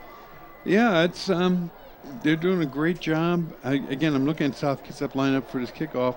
There hasn't been a kick that's gone past the 15-yard line. We still have our deep men down to 5. I think you got to move these kids up, and if it goes over their heads, it goes over their heads. Yeah, goes in the end. Just keep it from not going out of the end zone. I'll bet you if we see a bunch of fair catches if it's short this time. Think so? So. How about a return? Let's call a return here. I think a return would be great. Put it right in the end zone. Here comes a kick. Another short kick. And South takes it on up and has the ball in good field position, 33-yard line.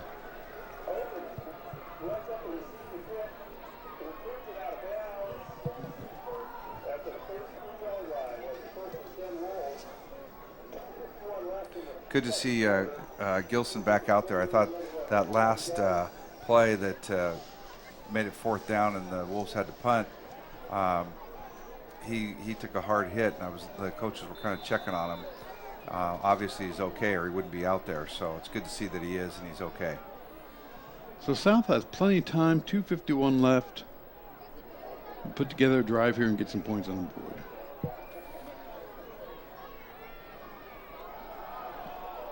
South on the ground again. And unfortunately, it looks to me like the Rams have it, and they do. So the ball's on the 22-yard line. Brian, you were saying earlier that South defense looks like they're getting a little bit tired. This isn't helping. We've turned the ball over now 4 or 5 times, and you just cannot play that way. 2 plays in a row. Tough break for the kids. So if I'm the Rams, I think I'm going for a jugular. I wouldn't be surprised seeing another pass play. Davis came off the field. He was the ball carrier there. He came off holding his left elbow. Probably hurt it there a little. Nice stop by the Wolves. Met the runner about a yard back and just brought him right down to the ground. Yep, no gain in that. And again, the South Kitsap Wolves has done a pretty good job against this run. It's in the pass plays I've just killed them.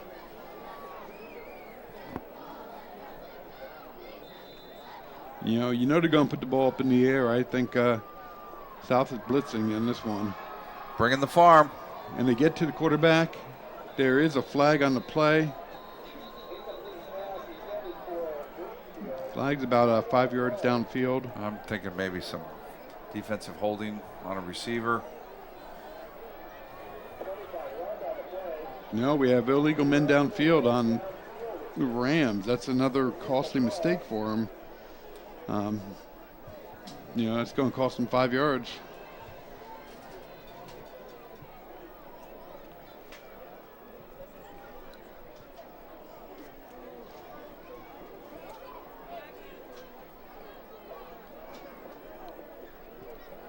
So that's the second time they've had that call.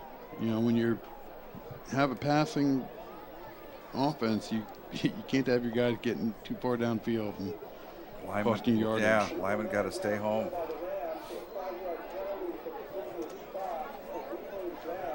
So that brings up second down and 15 yards from the 27-yard line. You notice the pass play coming up. So you got trips right, so it's right in front of our noses here. And you have one-on-one coverage on the left-hand side. So here comes that little bubble screen. South is there. Oh, make a tackle, nice. And we here have comes a flag. another flag. I think there. It's going to be a late hit on or roughing the passer call here, which is going to be an automatic first down if that's the case. And we don't have replay, unfortunately. Yep, personal foul, roughing the passer. I saw the linebacker coming in, and he was only about a half a step away when that ball got released. So I'm not sure where the play is, but he definitely hit the quarterback after the release. But sometimes you can't stop when you're only about a half foot away. But that's going to go against South Kitsap. They'll cost them, half the distance to the goal line.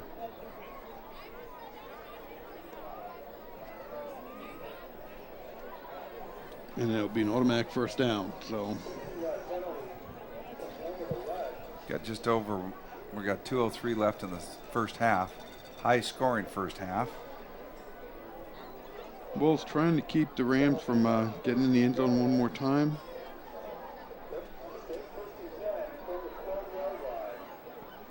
Ball's on the South Kitsap 12-yard line, 1st and 10 for the Rams. So the Rams would be able to get a first down to get it inside the 2.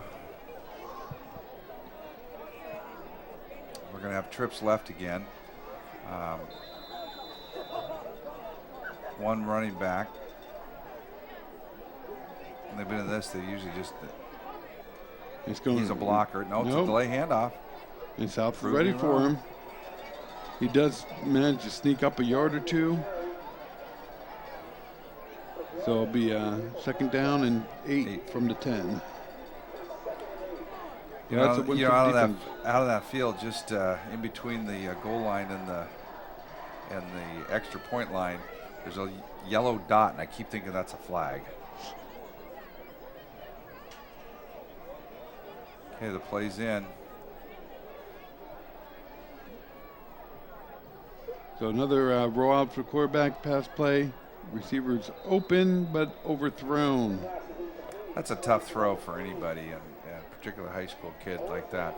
Rolling to your right, he's a right-handed thrower, and trying to turn your body that way and trying to throw that accurately. It really wasn't off the mark by that much, but that's just a tough throw. Yeah, nice thing for South. It brings up third down. 3rd and 8 from the 10-yard line. Yeah, I've never liked that rolling out cross to where the quarterback throws. I think it's extremely difficult. Quarterback's back to throw again. This time look to the right. South picks it off. So that's number 4. Nate Watzka, I believe that's his second pick. He's been in on a couple of these. We've called his name several times, or tried to call his name several times.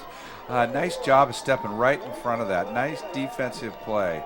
So South Kitsap dodges the bullet on this one and gets the ball on the 20-yard line. Score is still 35-13. South does get the ball to start the second half. And they have a minute 10 left. That's enough time for this offense to score. What's your call here, Coach Phil? I just think, get a couple of quick passes up the sidelines and see what happens. You got 1-1 coverage over here on the left-hand side. I don't think running it up the middle is going to get for you, though. So that was number 9, Tyson Carter, on the carry. And he's going to lose 2 yards, so ball at the 18. 52 seconds left. South is not calling a timeout or anything. I think they're willing to go into the halftime after another play or two. Doesn't look to me like they have any urgency to get anything run. It's a incomplete. That's an incomplete pass. He never had it.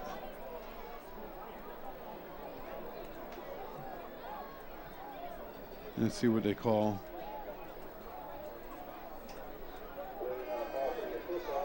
Yeah, that's the right call. Incomplete pass. He never had control of it. And there's a flag on the field now. I think this is going to be a sideline. I don't know. I'm hoping it's not. It's going to be against South, whatever this flag is. And it's either sideline encroachment or it's going to be unsportsmanlike against somebody saying something to an official. Yeah, one of the coaches for the South side's not very happy with something.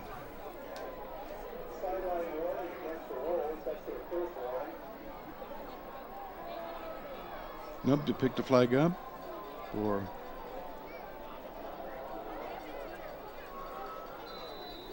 Yep, they picked the flag up. Sideline judge, that's going to be tough because you're right there and they've got your ear, yeah, whether you want it or not. So South will just run the ball here on third down and pick up about 2 yards. Again, that's number 9. Clock still, no, clock stops. I think a timeout called probably by the Rams. They want to get a return set up and maybe get a throw. You gotta remember, last time we snapped the ball to the punter, we turned it over. So. Yep, timeout Rams. Teams are coming together with their coaches.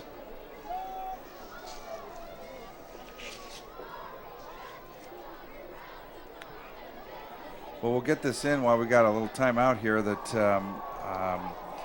for your halftime enjoyment, we're going to be listening to the outstanding South Kitsap band performers. And then also the introductions of the 2017 homecoming court.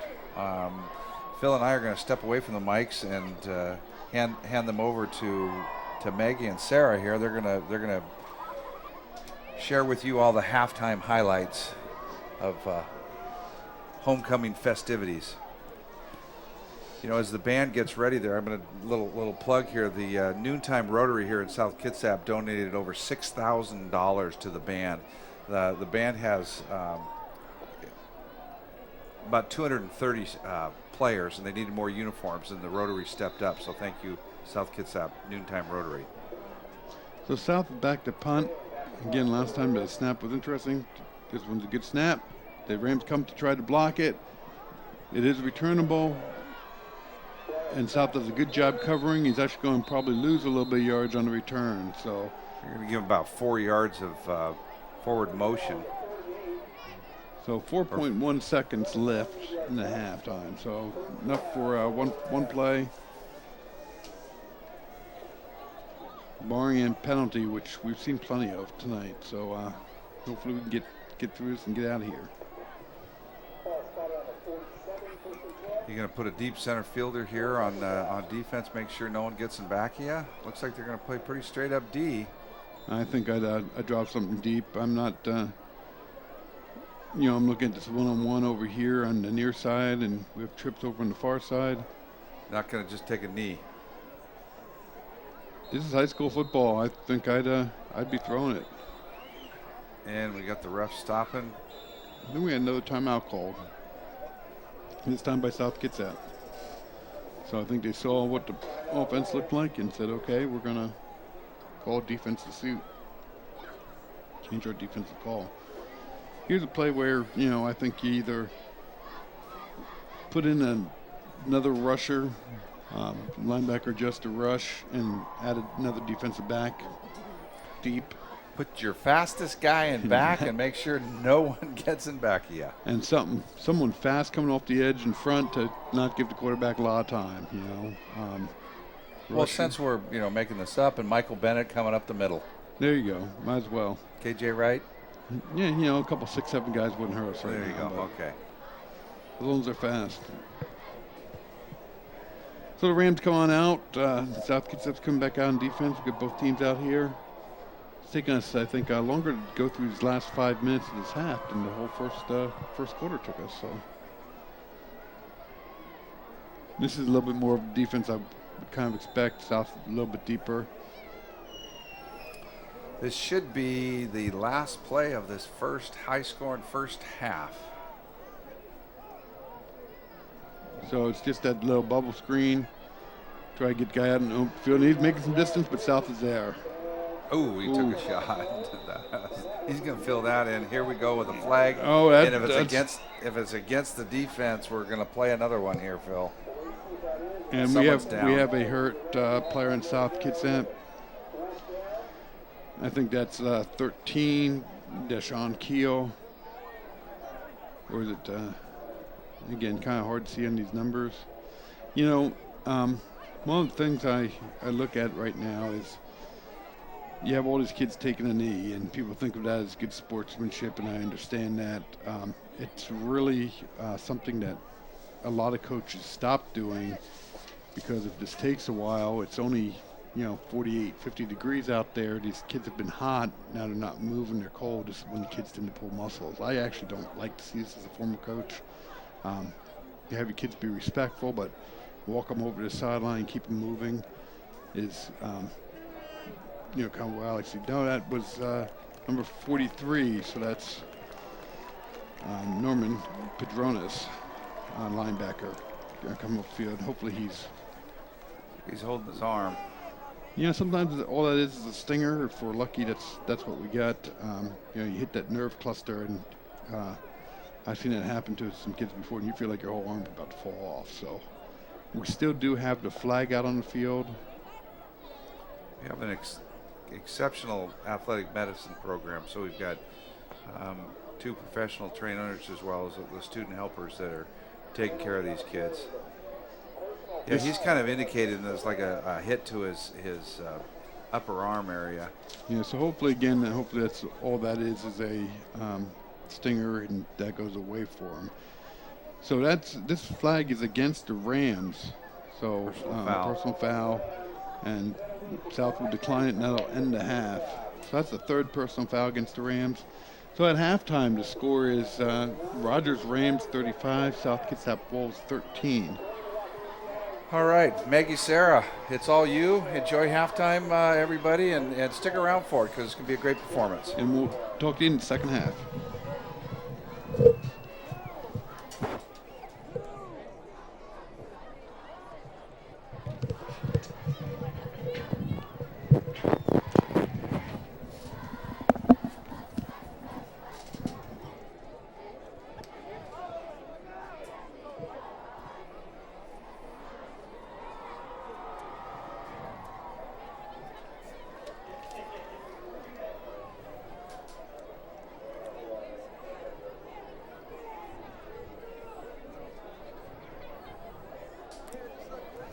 Hi, everybody. We hope you're enjoying the game so far. I'm Sarah Carlson. And I'm Maggie DeGamore, here to announce for our annual homecoming halftime ceremony. As we're waiting for the band to get set up here, we have a great lineup for the halftime this year. We'll hear from the band, and the dance team will be performing. And I hear that the alumni of the dance team will be performing with them in honor of homecoming. Yes, the lovely dance team has an Instagram that they have shared, a couple pictures with their alumni getting ready to perform, so that will obviously be exciting. And we will also be introducing our homecoming court for this year and be announcing the king and queen for this year's homecoming.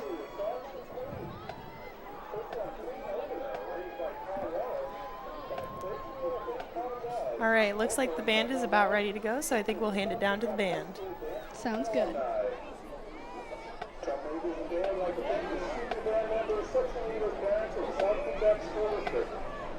For the dedication and hard work in support of the band.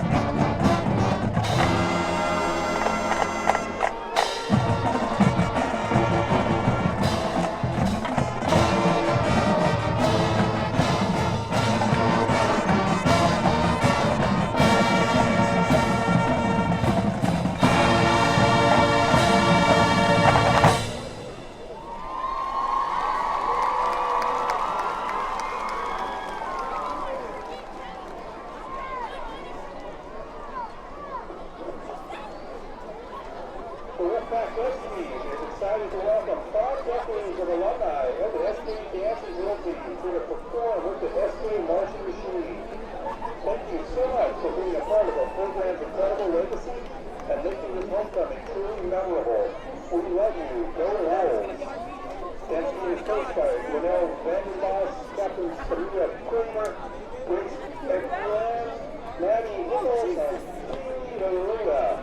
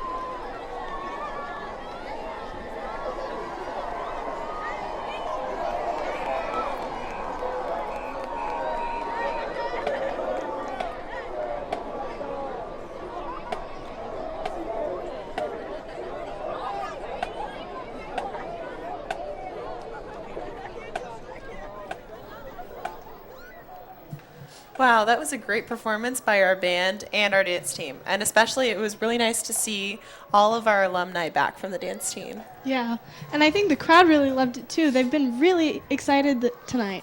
Yeah, it was super cool to see even some of the alumni in the splits at the end. That was great. Yeah. Speaking of the crowd, tonight is a little different than past homecomings. Instead of dressing in SK colors, tonight the theme is frat night. Yes, the ASB have taken to calling it Fratty the 13th, just because of the specificity with Friday the 13th being today, and then also the movie starring Jason. So just a little pun from our lovely ASB. Yes. ASB has done a lot of work this week with planning homecoming festivities. Yes, they have done a really nice job of getting very unique themes and also decorating the lovely hallways. Speaking of ASB, it looks like our first group is coming for Homecoming Court. Trevor Kirby and Hannah Kreider. If Hannah could meet any celebrity, it would be Justin Bieber, who she admired since she was little. And Trevor is on C-Team football, and he plans to be a police officer. And now there's a nice look at our honors sophomores. Our sophomores this year are Hunter Million and Abby Lane.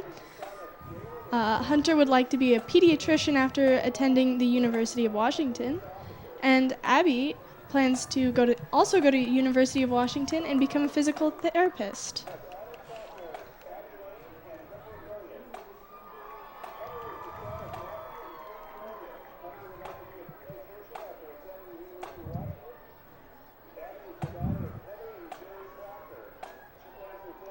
And in our next cart is the honored juniors, Kelsey Zach and George Robertson. Kelsey loves soccer, snowboarding, and traveling, and she plans to attend Seattle University and become a forensic scientist. George is, his favorite high school memory is the sophomore season of soccer and his relationships with his teammates. Moving into the seniors, our first couple is Sophie Weaver and Philip Azalo. Sophie is interested in aerospace engineering and aviation. Philip would like to attend Baylor and major in accounting. And in cart 5 are Darian Feather and Brianna Whitehead. Brianna is dad is a former member of SK's homecoming court. She plans to become a teacher and someday teach abroad.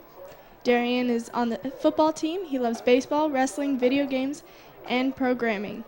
Great look at Philip Asuelo and Sophie Weaver there.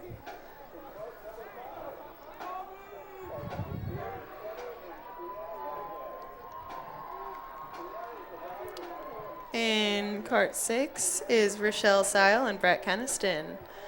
Rochelle loves hiking, softball, hanging with friends, and watching Netflix. She's an only child, and her dad once worked on Paul Allen's yacht. Brett is very involved in the SKHS choir, and his favorite memory was the trip to New York City and performing at Carnegie Hall. Here we can, and now we have Savannah Foster and Devin Kobayashi. Devin is currently the ASB president. He'd love to meet Adam Sandler because he was hilarious and a huge part of Devin's childhood. Savannah is the senior class president and plans to go to University of Idaho and study broadcasting and film. She also has verbally committed there to play soccer. Next is Summer Turnberg and Josh Meserve. Summer's favorite SK memory has been taking UW Oceanography and getting to walk to the ocean every other class. Josh is best known as the guy who plays guitar at lunch, and he's quoted to saying he's super hot. So that's great for him. His favorite SK memory was when he first met his girlfriend, Alexis. Aw, that's quite nice. Next up, we have Reagan Geisty and Tristan Peterson. Reagan says if she could change one thing about SK, it would be to have a later start time because she loves her sleep. Don't we all? Tristan is involved in ASB and DECA, plays on the tennis team, and his favorite memory was when he won first place in DECA competition for SK region last year. In cart 10 are Alina McCambridge and Trey Simpson. Alina plans to become an orthodontist, and she will own lots of cats. Trey and Alina are both members of the SK cheer team. And Trey's favorite memory was winning the Spirit Stick for juniors at last year's Fall Pep Assembly. We can see here that the homecoming court is giving the crowd some candy as they prepare to hear who will become the king and queen for this year's homecoming. That's right. They all are very excited on the edge of their seats. Aren't we all? That's right. I'd sure love to know.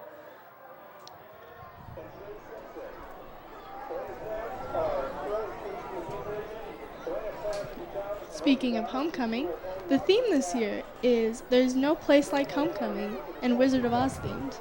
Yes.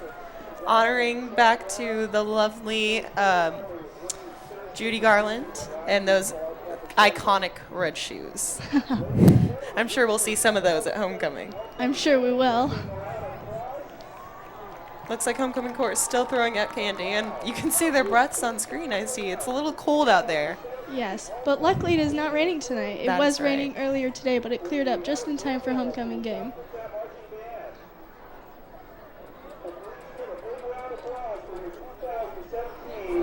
Homecoming queen, Summer Turnberg. Huh? And the queen has just been announced. The queen for this year's homecoming is Summer Turnberg. Congratulations, Summer. Of the 2017 homecoming court, King Philip Asuelo. And the king has just been announced. Your 2017 homecoming court king is Philip Asuelo. Congratulations to not only the king and queen, but also our entire homecoming court. They all deserved it. Yes, they all put in a lot of time to help promote homecoming and be a part of all the activities. Yes, this is definitely a very model group of students. Yes, very well rounded. We have students from all kinds of places in the school represented through every grade level.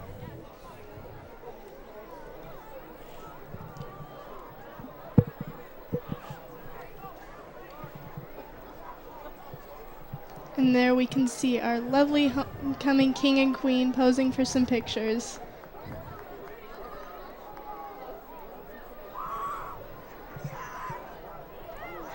I love the support everyone is giving, all of the homecoming court members, but also the king and queen, because they're not only sharing the wealth so that everybody feels involved. Yeah.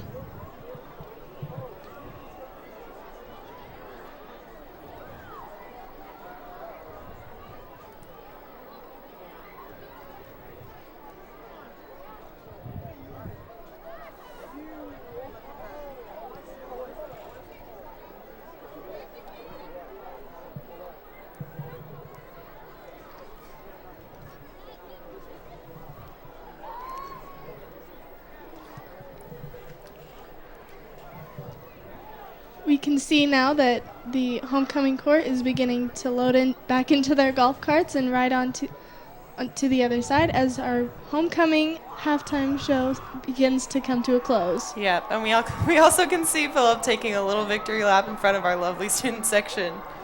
They're getting really pumped up. Great interaction between Madison Andrews and Summer Turnberg. Yeah, this just shows how great our student body is and how supportive we are of each other.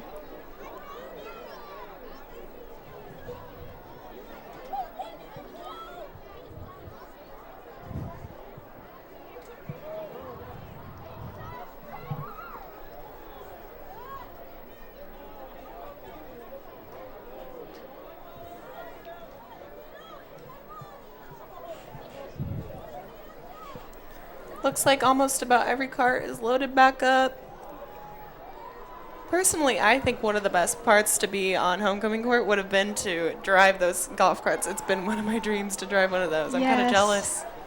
Yes, I think the best part of being on homecoming court would have to be driving a golf cart and wearing a tiara. Oh, yes. Can't forget the tiara. And I believe even though some of the lovely ladies did not win, I believe they still wear their crowns at homecoming, so that's also a nice touch. They still get to be recognized. Yes. As we can see, the teams are starting to come back onto the field, which means that our halftime is beginning to come to a close. That's right.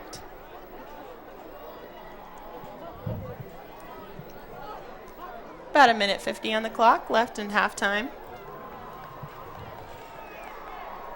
There's our homecoming queen waving goodbye. And off they go. Well, I think it's been a great halftime, and it's a really great way to start off the homecoming weekend. Yes.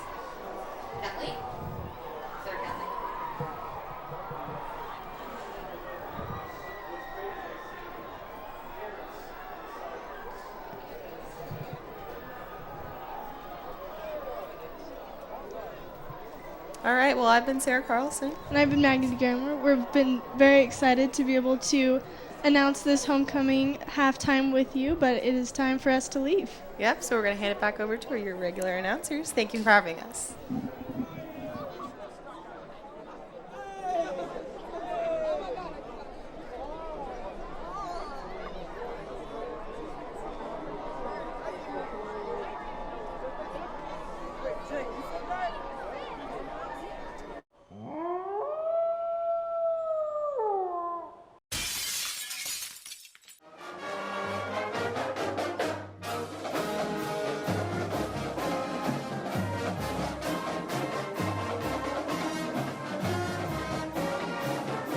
Protect the Pack is the idea that as a community, we are a pack. Whether it's SK alumni, a current student, or just a resident of Port Orchard, we are a pack.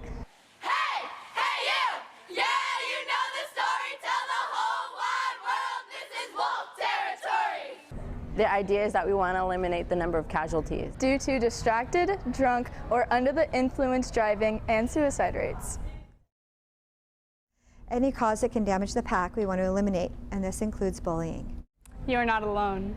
And with knowing the Wolfpack has your back, You will see bumper stickers, buttons, and shirts.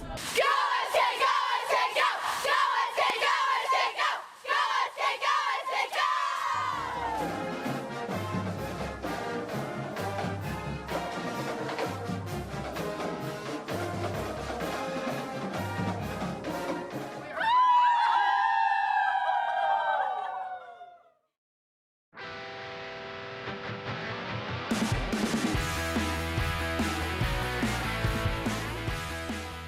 To me, ASB is just a class that helps promote school spirit and just show off the great things about the school.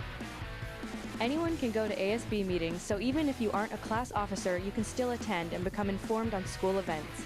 They're every Wednesday in room 102 and are run by the ASB officers. The ASB officers are Devin Kobayashi as president, Trey Simpson as vice president, Philip Asuelo as secretary, Brianna Whitehead as treasurer, and Tristan Peterson, Yu Gunderson, Elena McCambridge, and Sarah Solano as senators. So the way we choose our themes for sporting events and spirit weeks is during ASB, we all take turns sharing our ideas, and then we vote on them at the end of the day. Have you ever seen the posters around school, or maybe wondered why we have certain spirit days or football themes?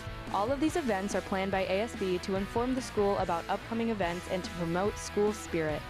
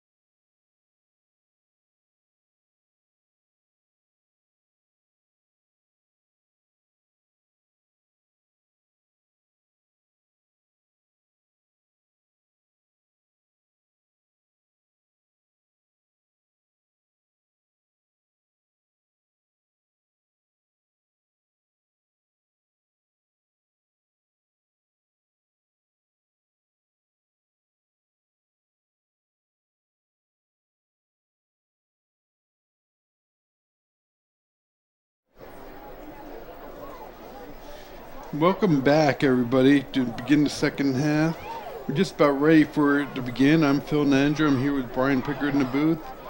And South Kitsap will receive to start the second half. Brian, you know, to me, South can play with this team if they just cut out the mistakes. What do you think? Cut out the mistakes and the big plays, which, of course, the mistakes lead to. So if we can knock down these big plays by the Rams, that tightens up the defense. Offense is showing that they can score. 35-13, the Wolves go down, get a couple of quick scores here. All of a sudden, it's a new ball game. So, the fun thing about high school sports is weirder things have happened, and you know, we can certainly momentum plays a big step. So here's the kickoff. It's a short kick. Fumbled. The Rams say they have it. Let's see what the officials say. Looking for an indication by the refs. I think it went out of bounds, but I'm not the official, so it's taking them a long time. South Kitsap ball. So South Kitsap, another break.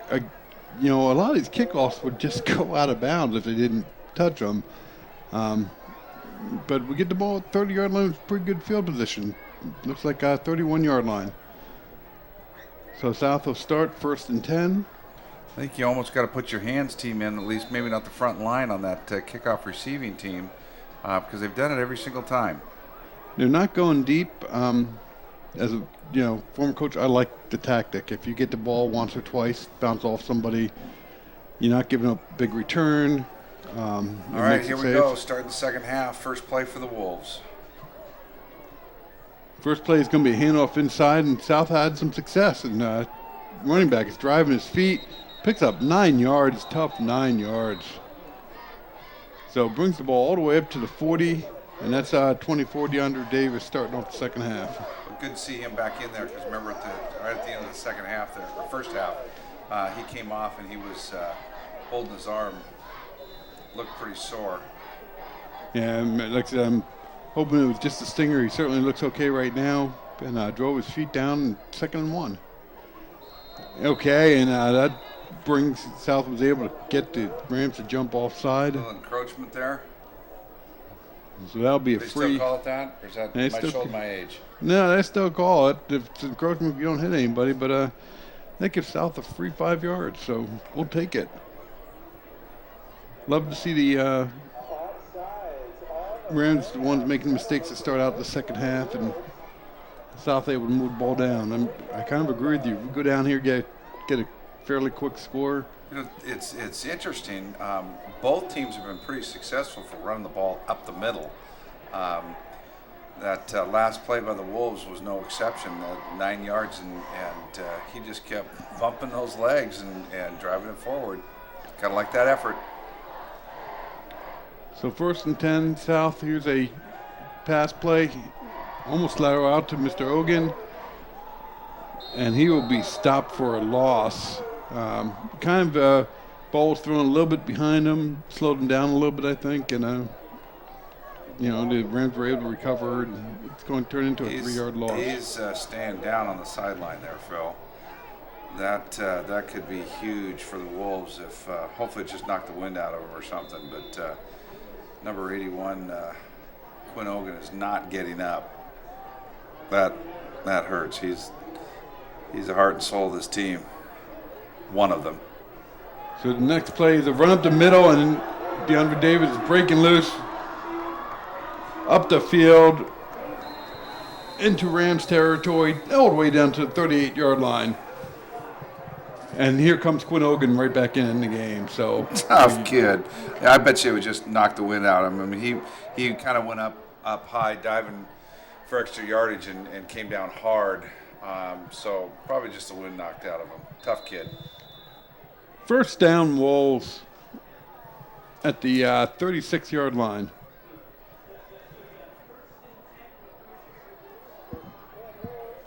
This time it's Quinn Hogan getting the ball on the handoff, getting some yards, flag on the play. Gains about 3 yards on the run. We'll see what this flag is. came in from the back judge there, and I think it looks like it's against the Wolves here, holding. Holding against the Wolves, so that's going to cost them 10 yards from foul, bring up first down and 17 yards.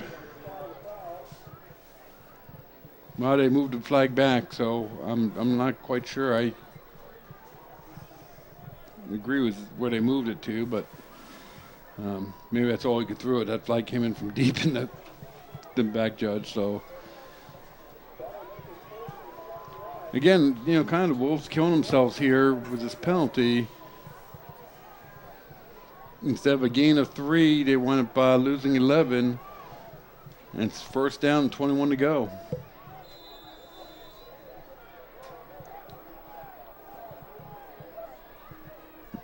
Another blitz coming up. Pass play for the Wolves. That's some time. Wide open receiver. Oh, and and it's overthrown. That ball's intended for number 2. Chandler Kimmel, and just over his head. And we've had a couple of times we've had some open receivers, and Garrison just a little bit excited, I think. And he had some time. The line gave him some time to get that ball out there. Waiting for the play to come in, and there they're at. They've got second and 21. Two out on top. Another back in the backfield this time. This is a run. Now a pass. Garrison is going to run it, though. And he'll pick up 2 or 3 yards. Well defended. Number 4 is, again, he's 6'3", fairly quick. And out there making the play. He was running the wide side. Again, that would be a tough throw for him to make. He was looking for his receivers, but I think probably made a pretty good decision there to tuck the ball and get what he could get on the ground. It's so difficult to throw across your body like that. I mean, the pros have trouble doing it. At the high school level, if you can get somebody who can do that, that's fantastic. There goes another blitz. They picked it up. He had some time. Deep ball thrown. Oh, almost picked off. Wasn't, but that'll bring up fourth down and long 19 yards for South, so they'll bring out the punt unit. That time the ball was a little underthrown. Yep. Because he had a receiver. I think I don't know if it was Casey, or there I go again. Sorry, Quinn Ogan or Deshaun Keel. Had both of them out there, and then they both looked open. So, South brings somebody on late for the punt. They look like they're going to come after it. Nope, they're setting up a return. A fair catch is called. And the ball is caught at the 18-yard lines. So, gets inside the 20, good punt. Anytime you can get the ball inside the 20, it's an advantage to your team. Not really the way South wanted to start, though. Burnt about 2.5 minutes off the clock, and unfortunately nothing really to show for it. So defense comes on out, and let's see if the defense can stop them and, get another punt coming back the other way. South really can't afford to give up any more points at this part of the game. It's a handoff inside. Nice South tackle. Does a great job. That's number 4, Nate Watska again. He's having a great game. He's had called his number multiple times tonight already. Yeah, doing a great job on defense. So that brings up 2nd and 10. That's what South needs. Another couple stops. Got to figure pass plays coming right now. South is blitzing. Here they come. And it's that low bubble screen, one-on-one. Oh, he just runs right on by the South defender. And Watson can't stop him. And finally caught from behind. But that's a huge gain all the way down to the South Kitsap 35-yard line. And a tackle made by number 51, Zowie Pinaglinen. Or number 6. I'm sorry, number 6. That's Nathan Morin. It's hard to see when they get in a bunch up here.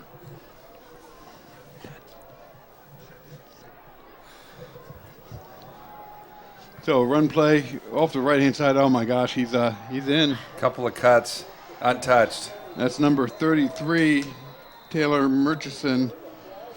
And he's a 5'10" senior. And that, unfortunately, is no flags on the play. South. Oh, there is a flag on the play, Phil. Yep, there it is. So far side. So hopefully it looks like that's going to come back a little bit at least. But, South really has got to stand up on defense and stop them. They're running through them. They're short passes and running through them. Kids got to keep their assignments and keep moving. So the flag is down at the 16-yard line. Looks like it's coming back, at least partially. It's a personal foul again against the Rams, and that's the fourth one that I can count in the game. At least Brian. fourth. You're winning. Why are you? You got to play cleaner. You wound up killing your team. You had a touchdown, and now it's coming back. So you got to believe the coaches over there, or talk to them at halftime. That brings the ball all the way back to the 31-yard line. So instead of a touchdown, it's going to be first down and 4 from the 31.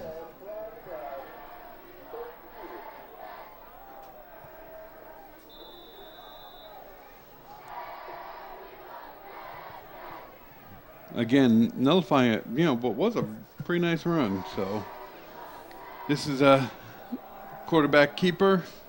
Pitches it on out, loses the ball.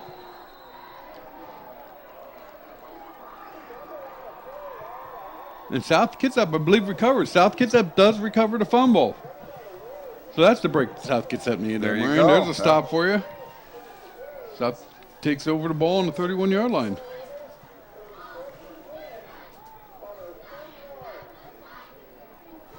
So what you look at big penalties. That personal foul cost them a touchdown. Literally cost points off the board right there. Next play, they fumble it. Okay, the Wolves have trips right. Got a single receiver and 5-yard penalty. The Wolves 5-yard shot penalty. off early, so now moving back 5 yards. False start against South Kitsap.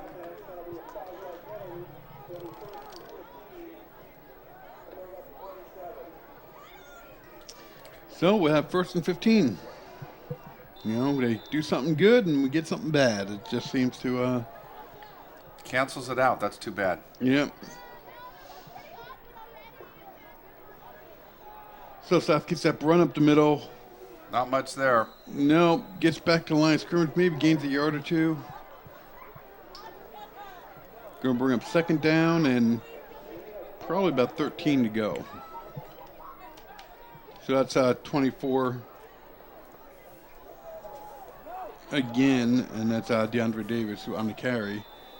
Again, great to see DeAndre back after getting bruised up that first half.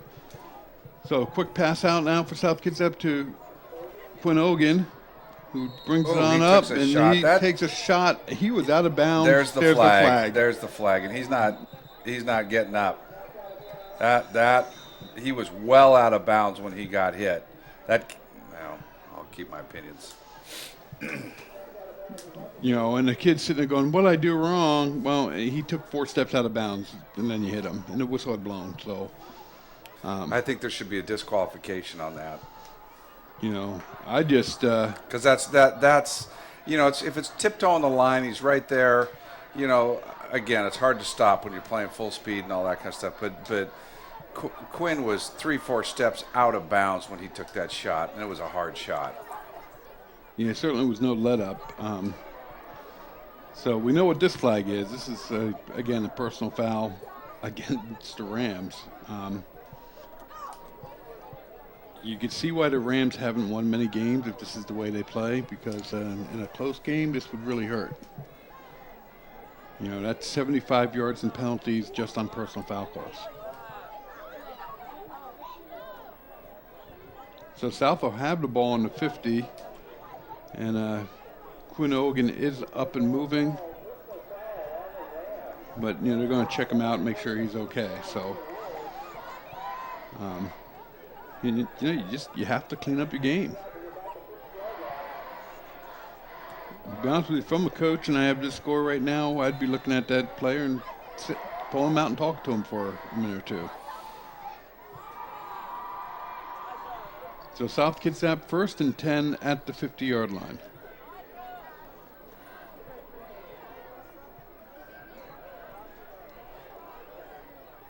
Man in motion. Jet sweep. Nobody's got the ball. Quarterback's got the ball, and he's going to run it. And Garrison Glisson picks up about 2 yards and slides down so it doesn't take a big hit, which is a smart play for the quarterback.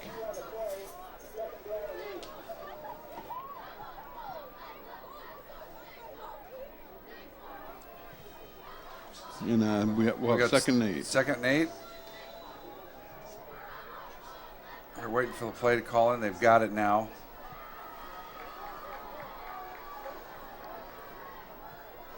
Another blitz coming up the middle. Picked up. Quarterback's got time. Wide open receiver. Nice catch. Pass, nice catch. And that's 32 Blake Bingham, I believe, on the reception. 15, 16-yard pickup there for the Wolves. That looked nice. That's a great pass. Need a little bit more of that again. South gets up at this point. They go down and score.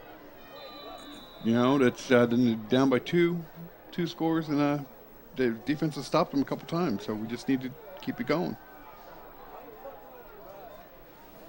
Again, blitz coming. Flag, stoppage of play. Flag on the play. I'm guessing it's a false start on South Kitsap. Normally, if you stop it. Yep, that's what he's indicating. Dead ball. Yep, false start. Good play. Penalty. That hurts.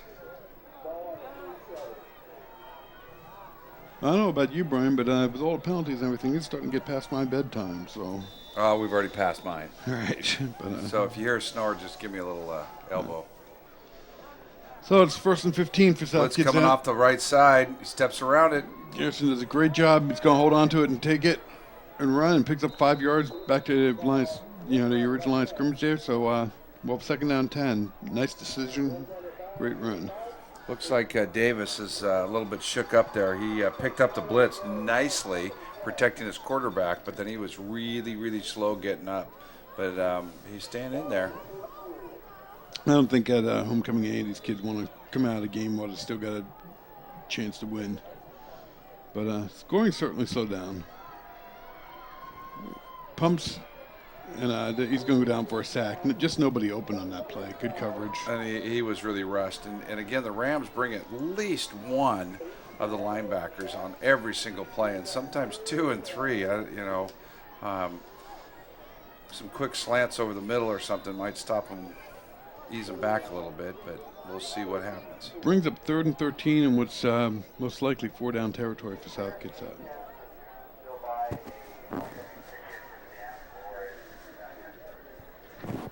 And snap, another blitz, a screenplay set up. Oh, one gets through.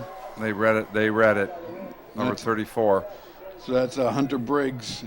He's a senior defensive back, and he read that and drops for a loss. He's a stout young man. He's had some big plays already tonight. Yeah, I don't know here. I think, to be honest with you, we're at the 39-yard line. We have 18, 19 yards to go. We're going for it. We're going to go for it. I throw it deep. There's a blitz, comes unblocked. Great job by Garrison Gavitt. He's going to run, but I don't think he's not making it. And there's a flag that's a hit to the head. So that'll be if South Kitsap 1st down. And I'm surprised, to be honest with you, that in college, that would have been a targeting call. That would have been an injection because he took his arm right to his head. That's seventh, or it's going to be the 7th or 8th. 7th personal foul. Personal foul. I think there needs to be some sort of rule that when you get that many, something has to happen. I'm not sure what, but.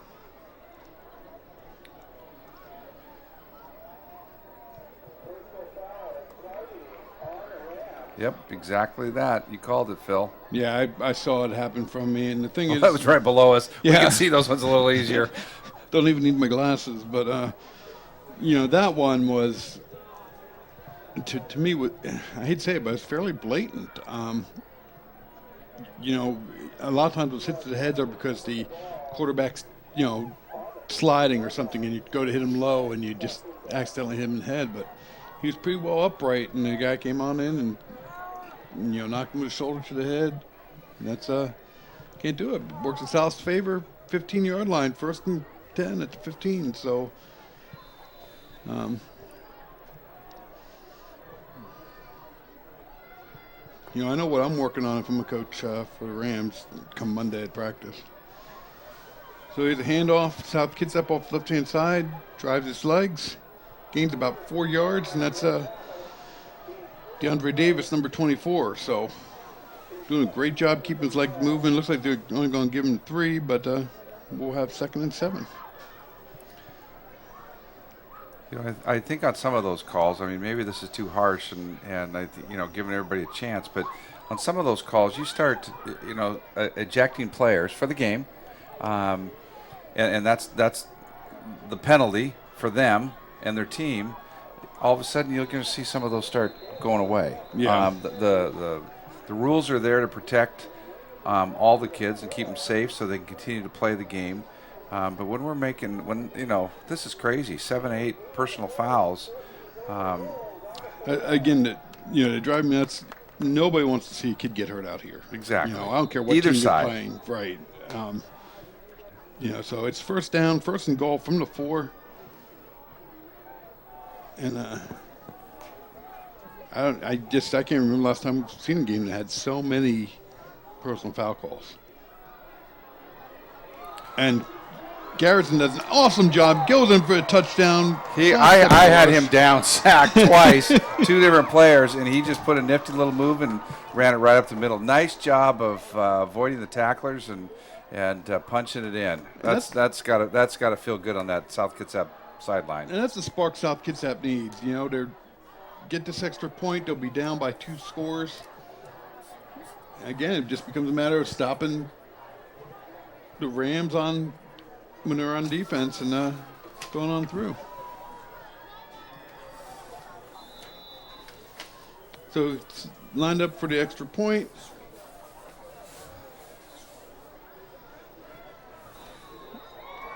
And Kyle Fallon puts it through. So 4:05 left, and it's 35-20. So you look at this, and we're 8 minutes into the second half, and we've only had 1 score. Whoa. I think can I go back to my prediction of under? No, I'm not going to. So, sticking with it. Last time we'd already had I think first half we'd already had 3 scores by this time. So game's certainly different in the second half. Phil, a little bit of information, stepping away from football just for a moment, that South Kitsap School District is having a big focus on to eliminate the achievement gap that exists between different groups of students. They're working really hard by providing more equitable access and opportunity to all of the students in order to ensure success for all. I'll get back to that once we take another break in the game, but we're really working hard by doing a lot of different things for these kids, for all kids, in helping them do their very, very best. And I think that's awesome. One of the things that I've always focused on is extracurricular activities for kids. I think kids should be involved in something. It helps them, attend school once they want to be here. They want to do that extra activity, and anything we can do to bring, more excitement for the kids in school will help keep them here. So I think it's great. Well, as you well know, we made the full shift to all the 9th graders up and 6th graders at middle school. And here's the kickoff. I think we have an offsides call against South Kitsap from where the flag's thrown. And by rule, 6th graders cannot play in the competitive sports against other schools and things. But there's been intramurals for the boys and girls at 6th grade. They're at their school sites and being able to play and being involved in activities, everything from volleyball to basketball. I know that they'll play some slow pitch and whatnot in the spring and some other sports and things. But some of the other things are free all-day kindergarten. Just this week, all 8th through 12th grade took either the PSAT and SAT for all students, and it was free. It was on-site and free for all South Kitsap students in grades awesome. 8 through 12. That's just a fantastic thing for kids to be able to do, and it gets them not to be scared to go to college and take these tests too. Here's the kickoff. It's going to bounce and be taken at the 20.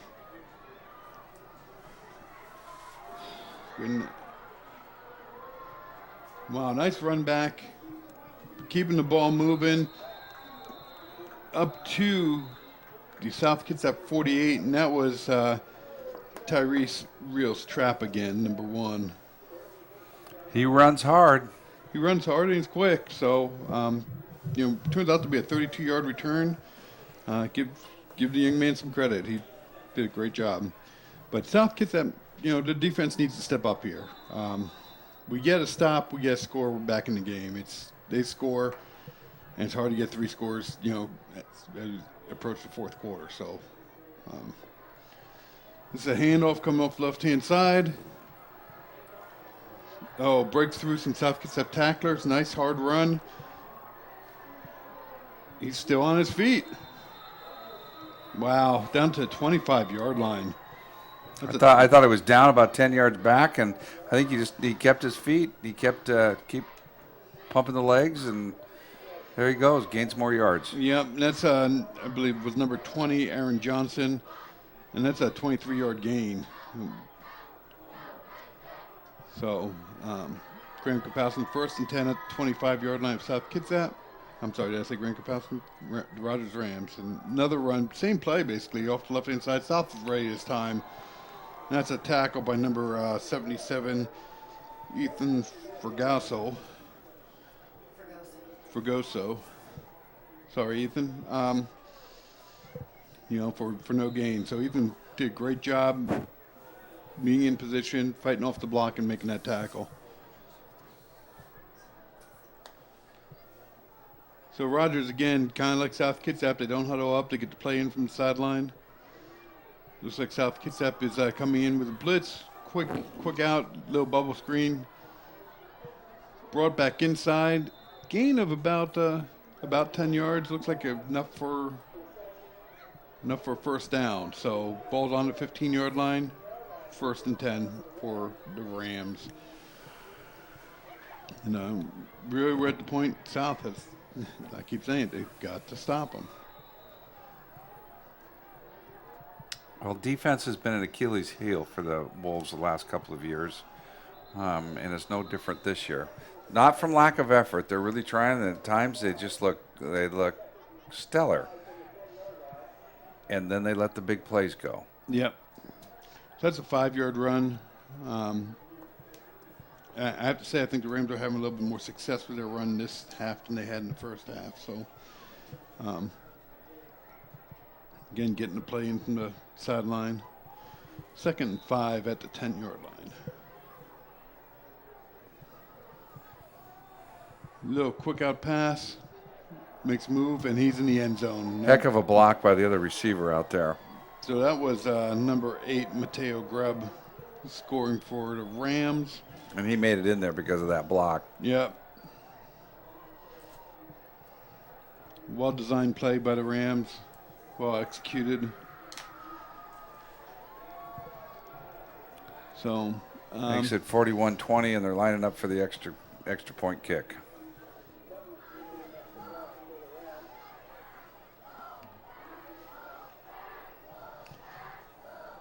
So getting ready for the kick is number 30, Austin Tugman. I guess, yep, he's their kicker. And it's up, and it's good. So we have 2 minutes left in the 3rd quarter, and it's 42-20. So not what the South Kitsap needed. They need to come out and get that first score of the half, and they did. And just, the defense has got to hold them up. But Well, Phil, going back to that list, I want to finish that list I've got in front of me here, but to share as far as providing equitable access for all of our kids here in South Kitsap. well, I got a question for you. You said it was PSAT and SAT for 8th to 12th graders. Correct. That must have been a logistical nightmare. It was a challenge. The staff at South Kitsap High School and the middle schools worked incredibly hard,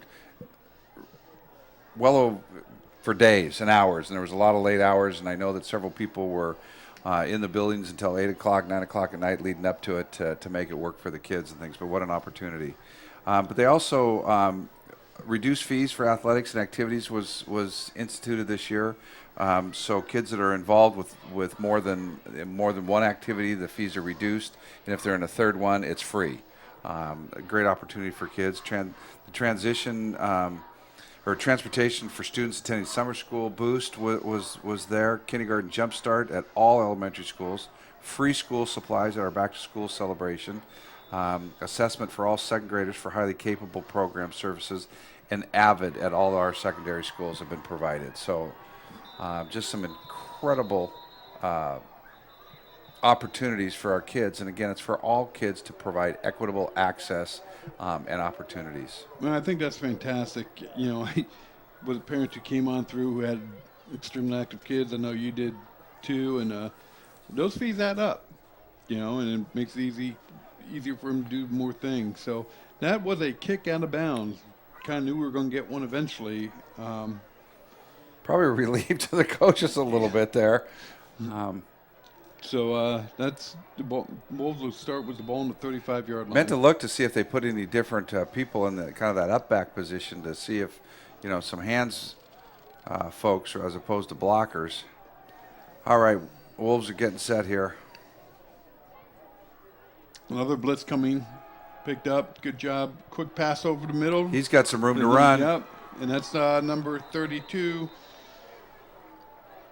Blake Bingham for South Kitsap. Number 3 for the Rams kind of looked a little bit like Earl Thomas, and just a quick closing and making a nice open field tackle to reduce that. Could have been even a longer gain by the Wolves. So 1st and 10 again for the Wolves at the 48-yard line of Rogers, and we have a run up the middle, and we have a flag. So I'd guess holding where this flag is thrown. So once again, good play, penalty. Seems to be an unfortunate pattern. Nope. Something against the Rams. I didn't see what it was. He just pointed at the Rams.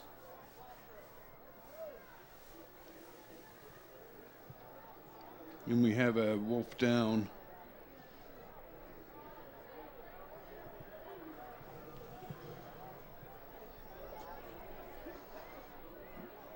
That is number 24, DeAndre Davis. DeAndre is kind of taking a pounding this game, and I think his leg is, he's bruised up. Hopefully, it's nothing major. It's something that's sprained, but that doesn't look too good. He's not putting a lot of weight on his right leg.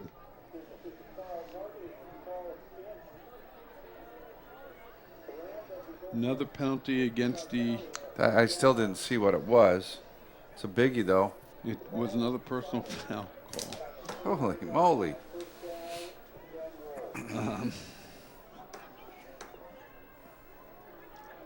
That number, are we up to 10 yet? I think that's number 8 at least. 8 or 9. Haven't been keeping exact score. Our statistician took the night off. Yeah. He's announcing instead, so. Leela Doe couldn't make it tonight. He's out with the kids because of homecoming and everything, and doing a great job there. We just, we can't do everything up here. So Garrison's trying to get the ball off. He's unfortunately not going to be able to. So that's about looks like a 7-yard loss. That's going to bring up 2nd and 17 from the 36-yard line.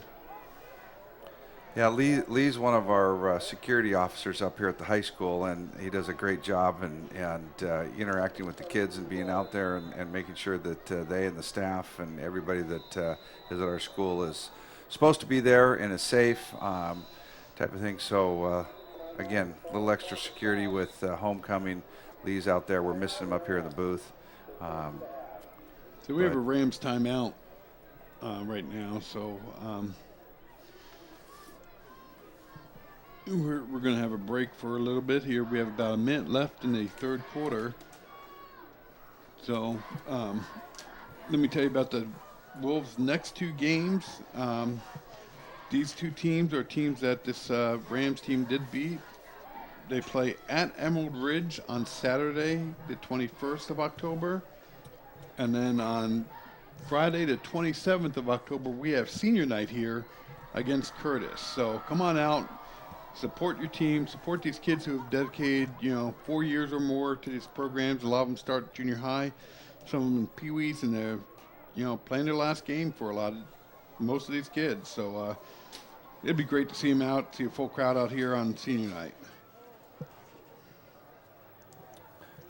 Well, Phil, as I mentioned earlier, that this year we finished the transition with all the ninth graders up at the high school, and once we get another break, I'll tell you a little bit about a couple of groups of students that helped make that transition just incredibly successful.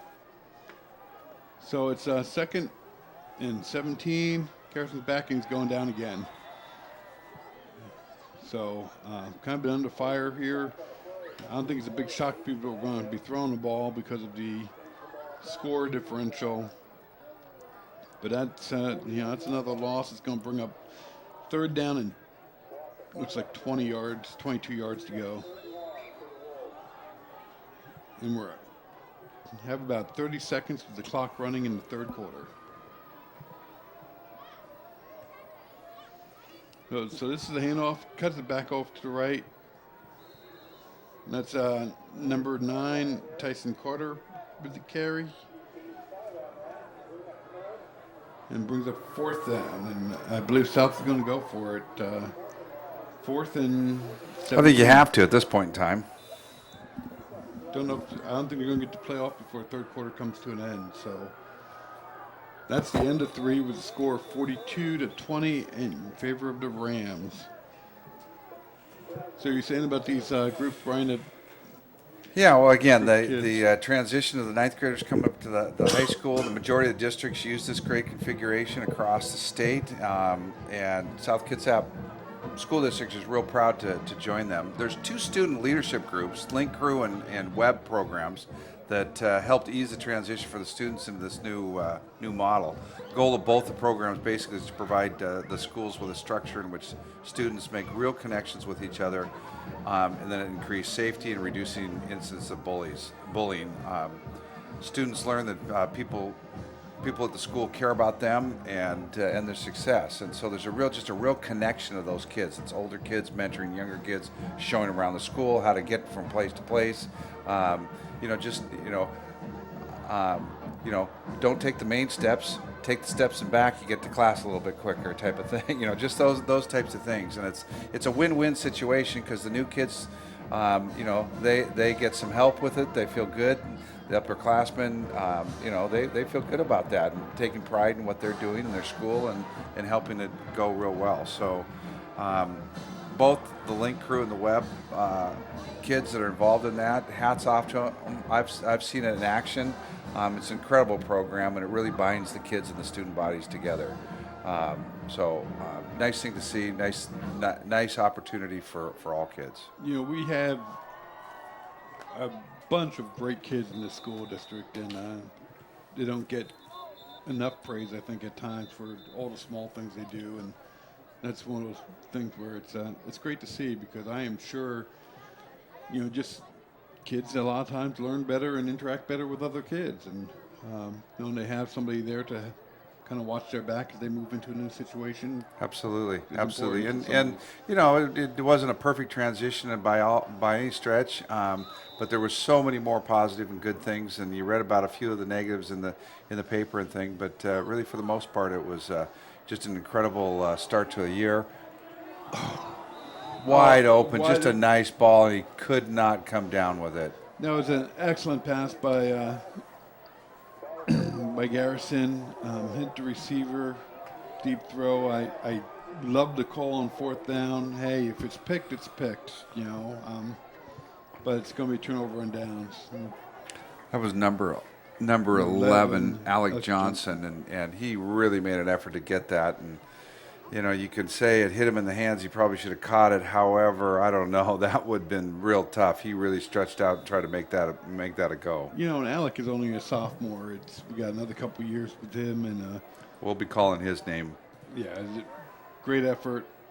You know, just what you do. So we have a quick pass out, another little screen to the left. And South Kitsap does manage to catch up to him. Great job. Great pursuit. It is a long gainer, but that's 43. It looks like Norman Padrones, who made the tackle, caught up and made the tackle. Big gainer, though. I mean, South, again, these are just little bubble screens, short, quick outs. They haven't figured out a solution to that yet. They're literally running past the defenders.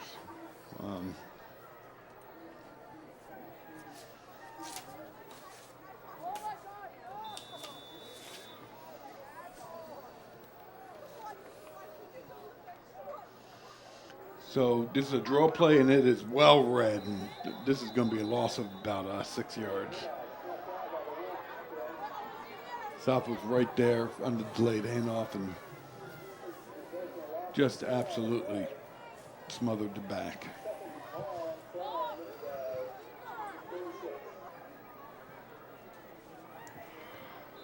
Both teams are looking at the sideline to for the play call. The one thing about this no huddle offense is you certainly get a lot of plays off in a game. So lots of opportunities. Another rollout pass. That's again complete to Tyrese Rios trap, and they stop him for a gain of about 10, 11 yards. So it'll be 3rd down and 3.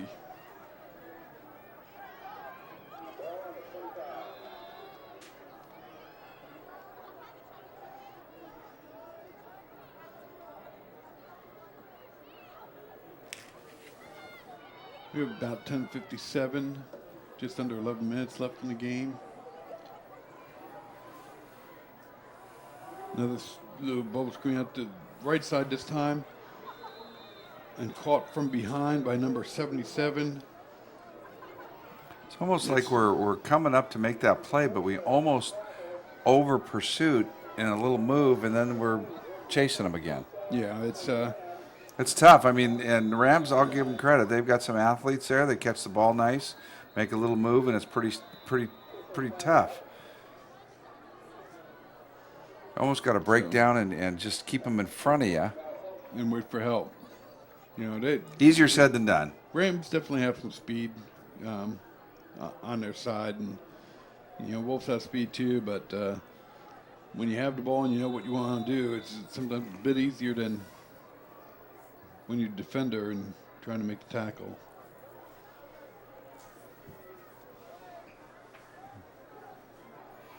So Rams slowing down the play a little bit. Working that clock. Another pass play. Oh! He had nothing but green in front of him. Almost picked off, and he would have been gone. That was Nate Watska on play again, having a great game on defense for us. He's going to see that on film tomorrow and just cringe. You don't get that kind of opportunity very often. But he was there and helped break up the play, so give him credit. Yeah, that's a touchdown for the Rams. Nope, there is a flag down on the field, Phil. Holding, I think. Yep, holding against the Rams, so bring that one back. That's a second touchdown they've had called back, and last time they fumbled on the play after. So got through the line cleanly, but probably a little bit too clean because that's where the flag was thrown.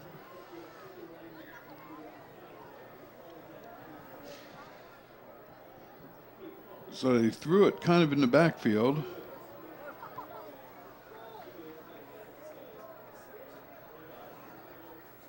And they're going to mark the ball back to the 27-yard line.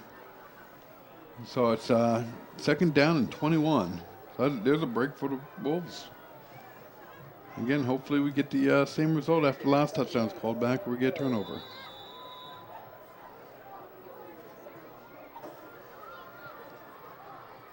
It's a pass play. Going deep, it's double covered, and incomplete, overthrown. So that's intended for number 6. And that's Braden King. Again, double covered there. South Kitsap was definitely on that play.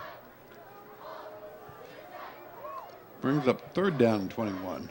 They have to get down to the 6-yard line for a first down. Again, you kind of assume they're in four down territory here. So probably just look at trying to pick up a chunk on this down and go from there.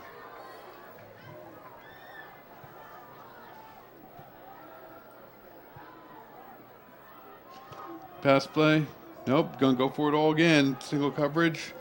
He's out of bounds, I believe. It dropped the ball. Okay, so incomplete. Didn't make the full catch. Nice try by him. I think he was, unfortunately, he's a little bit injured. Came down pretty hard. Probably, he's limping. I was going to say knocked the wind out of him, but maybe a little bit of both. So, definitely nice try. He's trying to get his foot in. I could see that. Ball thrown a little bit too far outside and couldn't hang on to it as he fell backwards. But I think it would have been out of bounds anyway.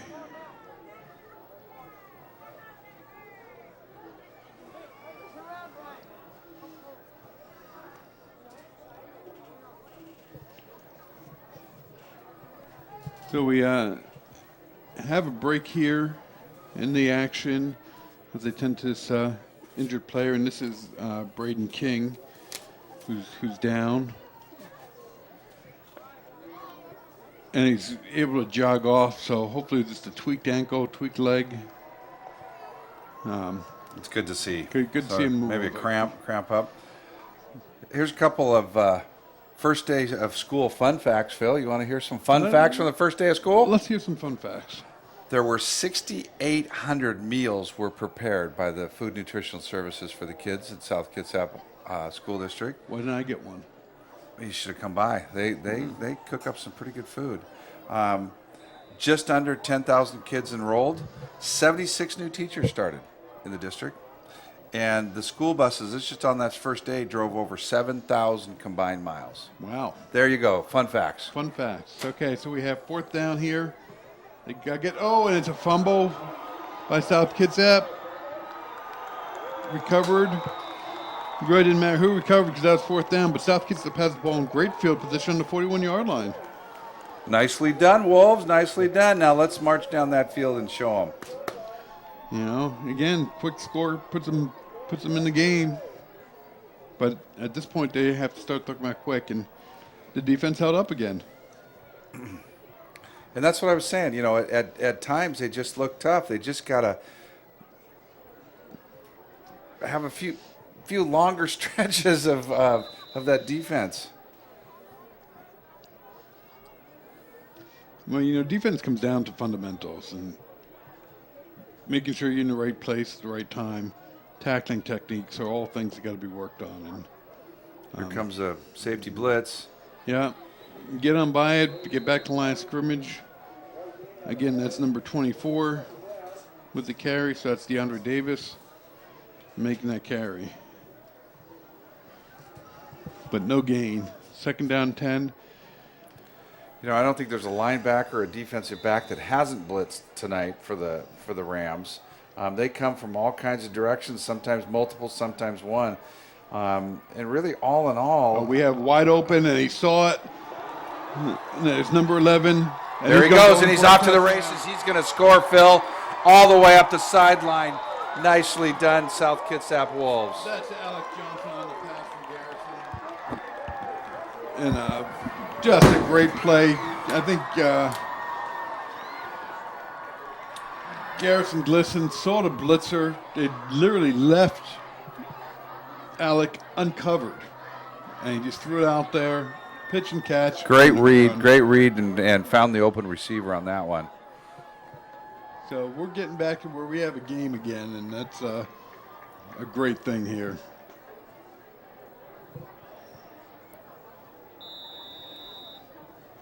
I'm not sure what South is. I think they're going for 2.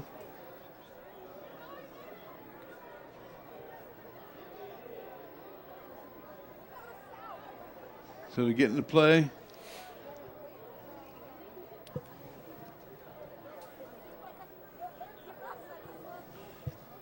Snap.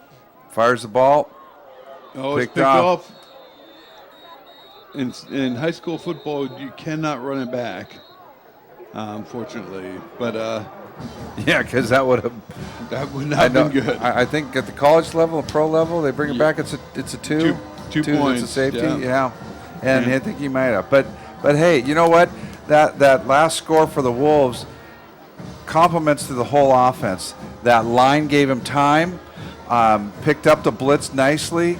Quarterback saw what was open, read it, and found the receiver that was wide open. He was running up the field. Receiver number 11, who was that again? Alec Johnson. Alec made a nice move on the one and only guy that was going to stop him and ran right around him. That was just a nice executed play by all parts of the offense. Great execution. I don't understand the defense. I don't understand leaving a receiver uncovered. I think you probably had a safety supposed to roll over. Somebody's supposed to roll over because I think the corner on that side was among the ones blitzing. I just said that where they were blitzing from all over the field and have been. So. And I think that was a missed assignment, but we'll take it. It's a 16-point ball game. You know, the Wolves score like that again, and all of a sudden, there's new life there. Both teams have showed the ability to score quickly and score often. Yeah, if I'm the Wolves right now, I think personally, I'd love to see a deep kick down the right-hand side, down to about the 30 or so, and see if you can get it.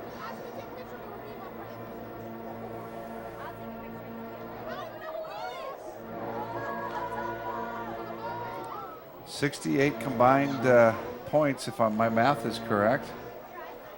I got it, I think. I think you do. Yeah, there you go. That's an awful lot of scoring. I hope they move somebody back there. Yeah, offsides there by the Wolves there a little bit. Guy got a little bit, ahead of the kick there and crossed the line. So. Yeah, in a way, it's a good thing because that kick wasn't going to go 10 yards. So they trying to go onside there, and Rams are bringing it just about everybody up. Now's almost the time to kick it down deep. Got a strong leg here, kicking one of the corners. Kicking one of the corners and have you guys run. As long as I live, I'll still never forget a kick by a sophomore kicker, the Wolves, quite a few years ago, Aaron Ladeau. He kicked off, and that ball hit inside the 5-yard line and stopped and spun. And they had no choice but to try to pick it up, and got tackled for nothing. I just never forget. It was one of the most incredible kicks. Yeah. And that's maybe what he's doing right here. Now, ball's fumbled, picked up again. Got to be a little bit careful here. Nice coverage. We have a flag on the play. That came from the Wolves sideline, thrown. This is either a block in the back, a hold, or. How does he was along the sideline, so I'm just wondering if it was a sideline penalty or something. No, I don't think so. I think he saw something from his vantage point. And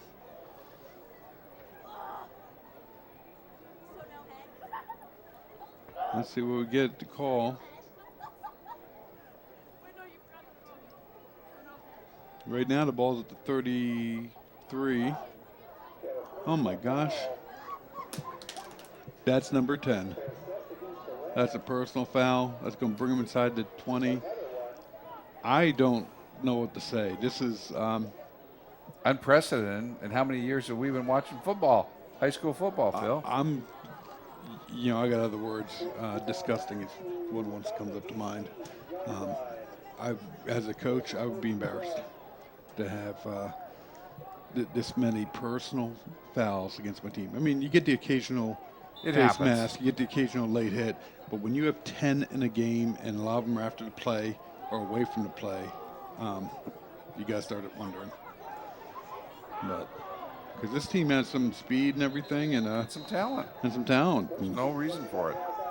So that's a big gain for him, up to 20-yard gain. Brings the ball up to the 39-yard line. But from where that flag was thrown, I know it was away from the play, so didn't see exactly what happened, but. Okay, we got 1st and 10. Ball's on the 39-yard line, it looks like. Defense has their call. Offense is lining up. Here we go. Yep, defense has to make a stop here. Here's a pitch play out to outside. Cuts it back in, and there's not many people in front of him. Down to 10-5, and that's a score for the Rams. Let's see any flags on the play. You have to check. So, looks like Taylor Mutchison from the. A couple of nice cuts, and he was gone. Yeah. Again, they have some speed, they have some capabilities. I just, they've literally cost themselves a couple touchdowns here.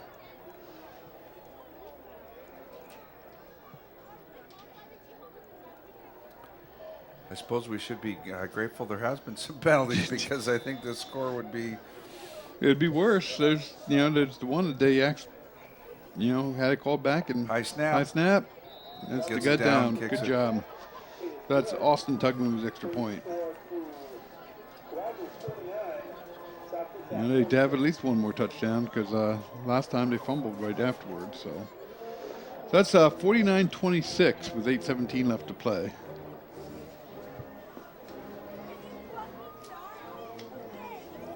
The difference has been the penalties against the Rams have hurt them. The mistakes by the Wolves has turned the ball over, and numerous times. And I think we had 4 turnovers in the first half. And seems like when the Wolves just start to make a move and just about climbing back into the game, then the Rams come through with a great big play like that one, and again the game's not out of reach, but it's getting pretty close.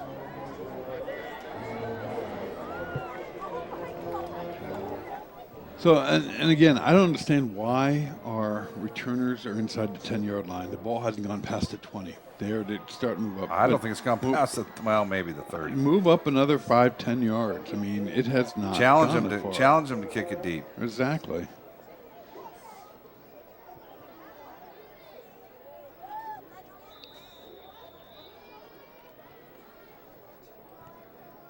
And there it Again, goes again. It's out of bounds.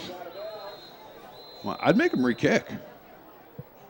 I don't think that's an option anymore. Yeah, I don't think so either, but I don't understand why that ball's going out of bounds at the 35-yard line.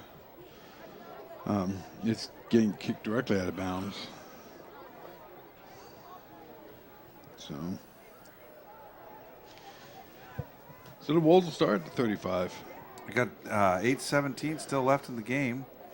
Rams up 49-26. 1st and 10 Wolves. And according to my watch, it's 9:53. It's a late night, Phil. It's a late night. But like I said, past my bedtime. I think the fact that Dairy Queen's going to be closed by the end of the game is probably my biggest disappointment. But anyway, we'll start 1st and 10.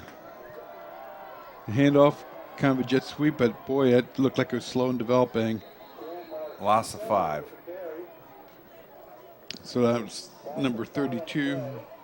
That's just Blake Bingham. too slow in developing, particularly with the penetration that the Rams make.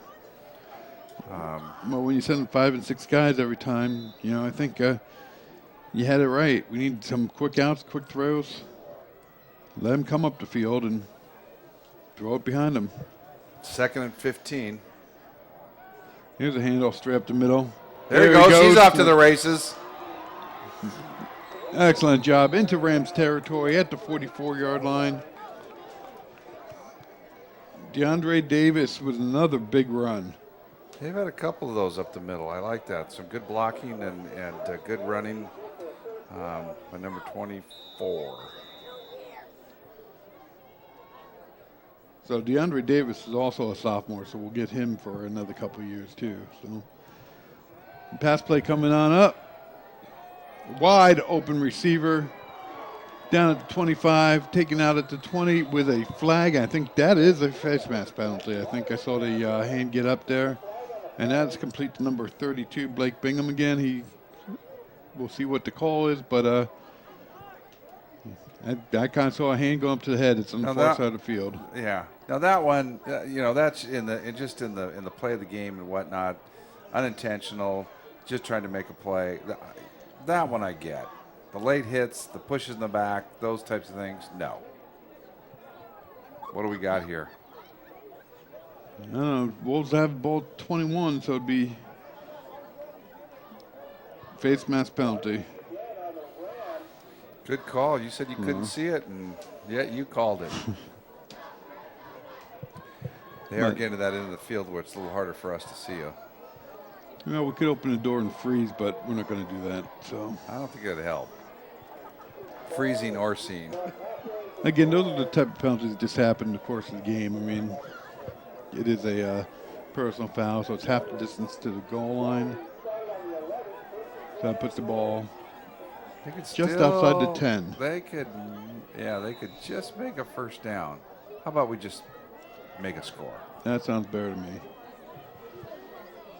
So handoff up the middle.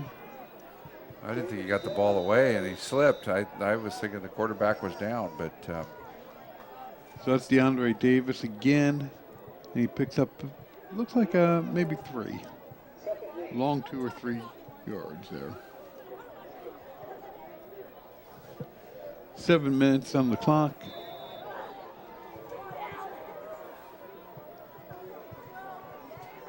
Wolves waiting for the play from the sideline.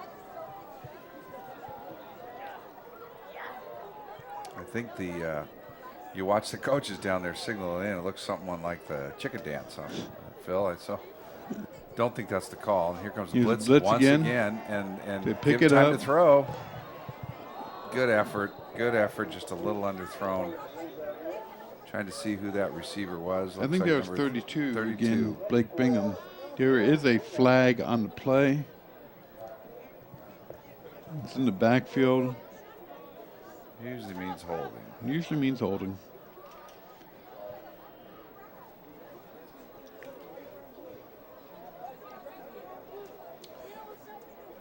And the Wolves have been backing up, so I'm going to assume that's what the call is.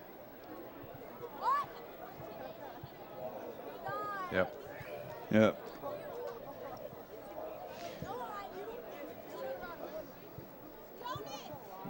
Is holding deep in the backfield, so that's going to bring up second down and quite a bit, 23 yards. But they could still make a first down and still not score. Yeah, I'd rather get the full 24, 25. And actually, it's 24 yards because they're on the 25-yard line, looks like. Back to pass again, Garrison, and he goes down. Wow, it's third down and a mile. 31, third of a football field just about, so. But I'm going to consider this 2-down territory and just to go backwards some more. Let's hope they get some plus yardage here, and the Rams are still playing up, and I'll be willing to bet they're still going to send some people. They always do. Kind of like that play, though. Yeah, don't give the quarterback a lot of time to sit back there and throw the ball. That's not playing into your defense's hand at all.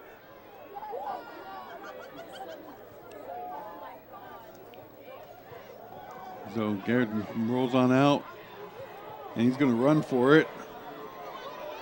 A little bit of a block, and he gets up. He gets up into about the 16, 17-yard line. So do you go for the score here, Phil, or do you let your good kicker try to kick a field goal? Field goal really isn't going to do you much good. No, it's at this not. point. So, no, it's not. You're at the 17. You have 16 yards to go for a first down, 17 for a touchdown. I think they're going to go for it.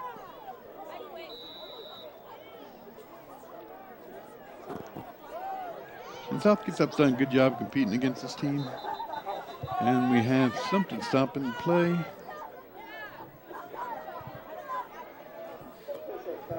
We've got fourth down and only about a quarter of a mile now, Phil. Yeah, there you go. The referees are conferring. I'm not sure if someone called timeout or...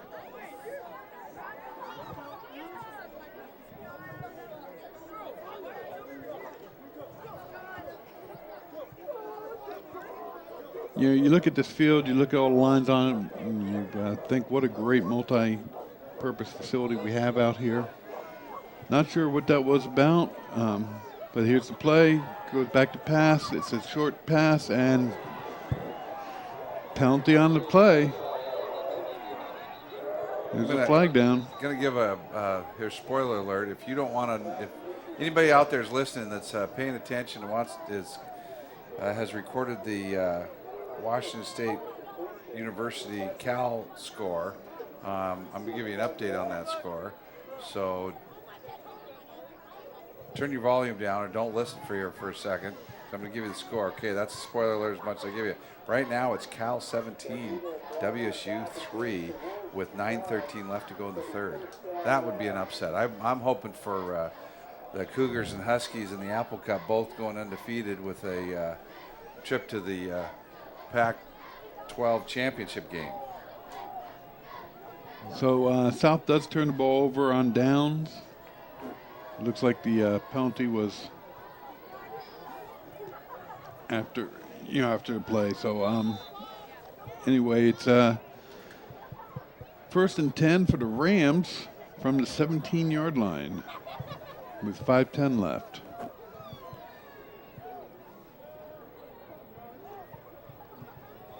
Handoff up the middle. South is there, ready for him. Picks up about 3 yards. So 2nd and 7. Just under 5 minutes left in the game. Johnson on the carry. Brings the ball out to the 20.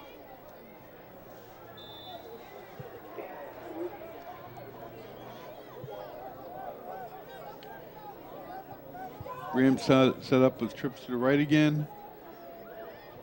Single receiver to the left.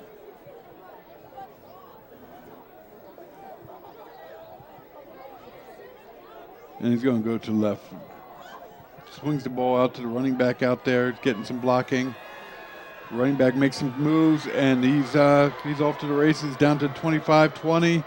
Starter steps 10, 5, and he's in the end zone. Just a 80-yard pass play. No flags. Wow. Nice run by the running back. Low swing pass, and out it goes. So that's brings the score right now to 55-26. Ouch. That's all I can say is ouch. This hurts. Again, this is a team that was 2-4 in our league. They did beat the other two teams we have to play, so they're all improving. One thing you're going to notice is these boys don't give up, so they'll go on offense here and try to score. In the meantime, we get the extra point. The attempt is good, so that's 56-26.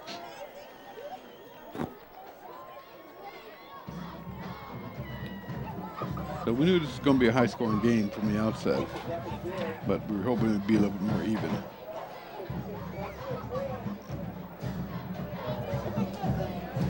And Brian just lost the over-under. So. Yeah.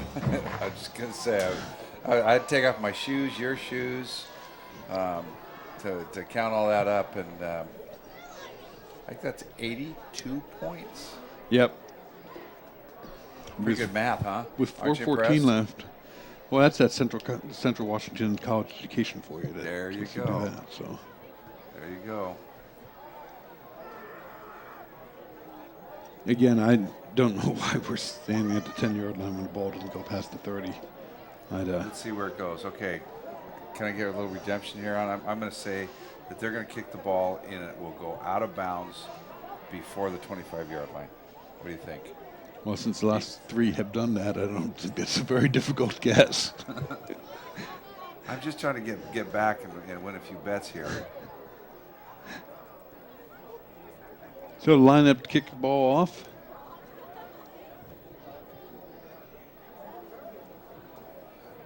And he's angled. And pooches it up. And guess what happened, Phil? Rogers recovers at the 36-yard line, 37-yard line.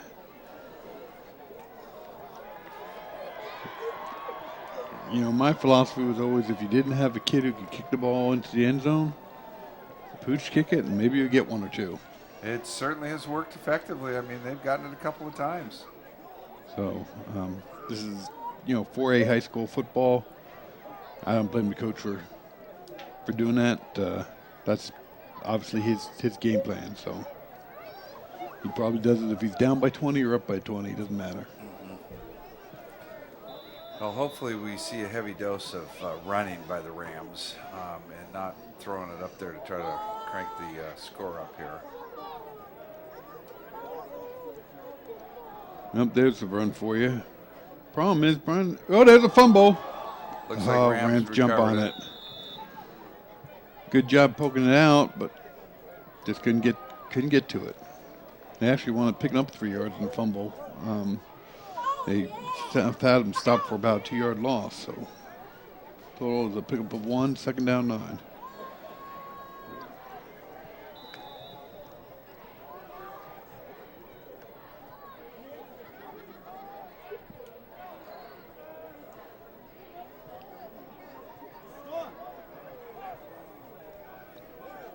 Another run. This one's off to the left side, and South is there. Good tackle.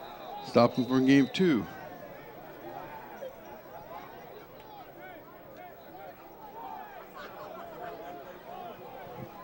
A little extra activity there after the play.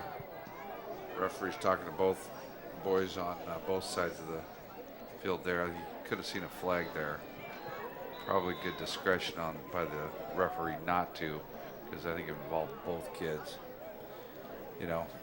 Yeah, there's you down the last 3 minutes of the game, and some getting frustrated and some just want to play.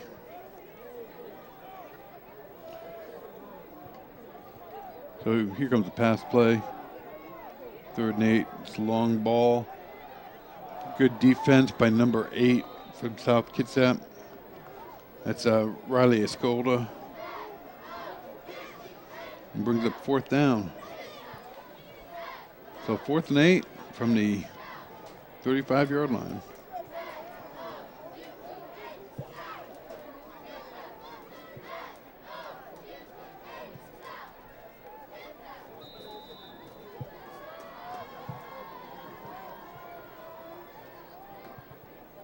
South is blitzing, coming on through.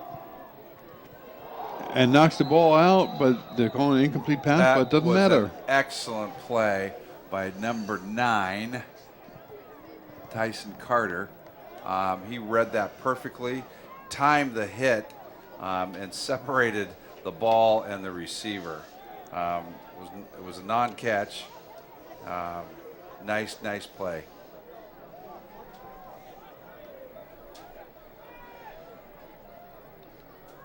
Tyson's another one of those sophomores playing on his team that bodes well for the future of his program. So South Kitsap has the ball, 1st and 10. Seems like we've had a lot of plays, but not a lot of ball movement right now. So. Yeah.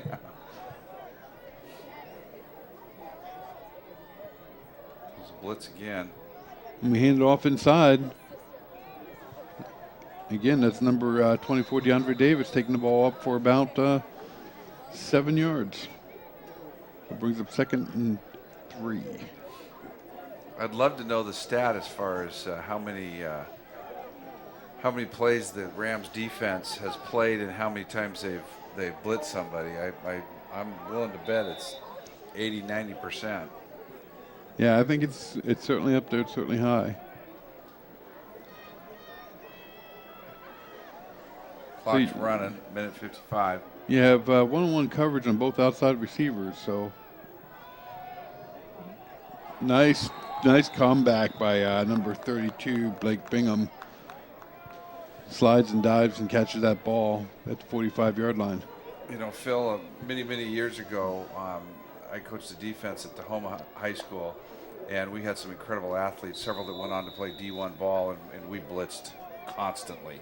Safety, corner, linebacker, and when you got the horses to do it, it sure is effective way to play deep, aggressive defense. And you know what? These kids love it.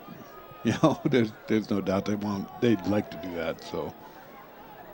So that's another run up the middle for South.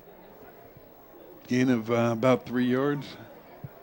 Brings up 2nd and 7 from the 42-yard line.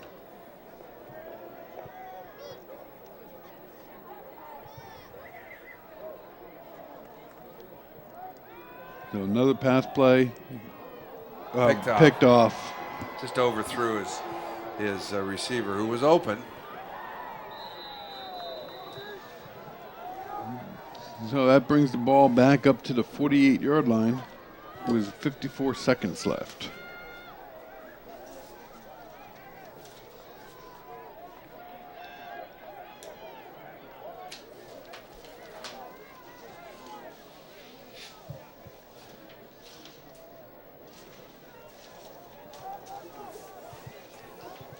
When you're down by this many points, you got to throw the ball. They know you got to throw the ball, so, you know. I would think and hope that the Rams would come out here and maybe just take a knee or just run it, basic run up the middle or something. Looks like they're taking a knee. They have the deep back and victory formation. Yep, and I would hope South Kitsap doesn't call timeout. Just lets this game wind down. So you know, it's been an entertaining yet frustrating at times game here. Homecoming night. Too bad that there couldn't have been a W for the Wolves on homecoming with all their former students and staff coming back. But as they say, that's life. You know, and the Wolves played well at times. I mean, they showed that they can compete with this team. That you know, the problem was that they'd have a couple of good plays, get a drive going, and have a turnover. They would, you know, have a great long play and then have a couple penalties. It's those mistakes that are killing them. Yeah. Well, the Wolves next couple of weeks they play against some other teams that at least going into tonight were in the same boat they were. So hopefully the Wolves can get on the win column here next week or two, and that's going to be the game. Yep. So again, they're at Emerald Ridge on Saturday, 10:21. And then senior night here is against Curtis on Friday, 10:27. So at the end of the game here, it's 56-26. We want to thank you all for joining us for the South Kitsap High School homecoming football game. We'd also like to thank the students of the video production program here at South who made this television program possible. And again, the final score, South Kitsap Wolves 26 and Rogers 56. Rogers 56. Thanks. They turned the scoreboard off on me. So long, folks. All right. Good night, everybody.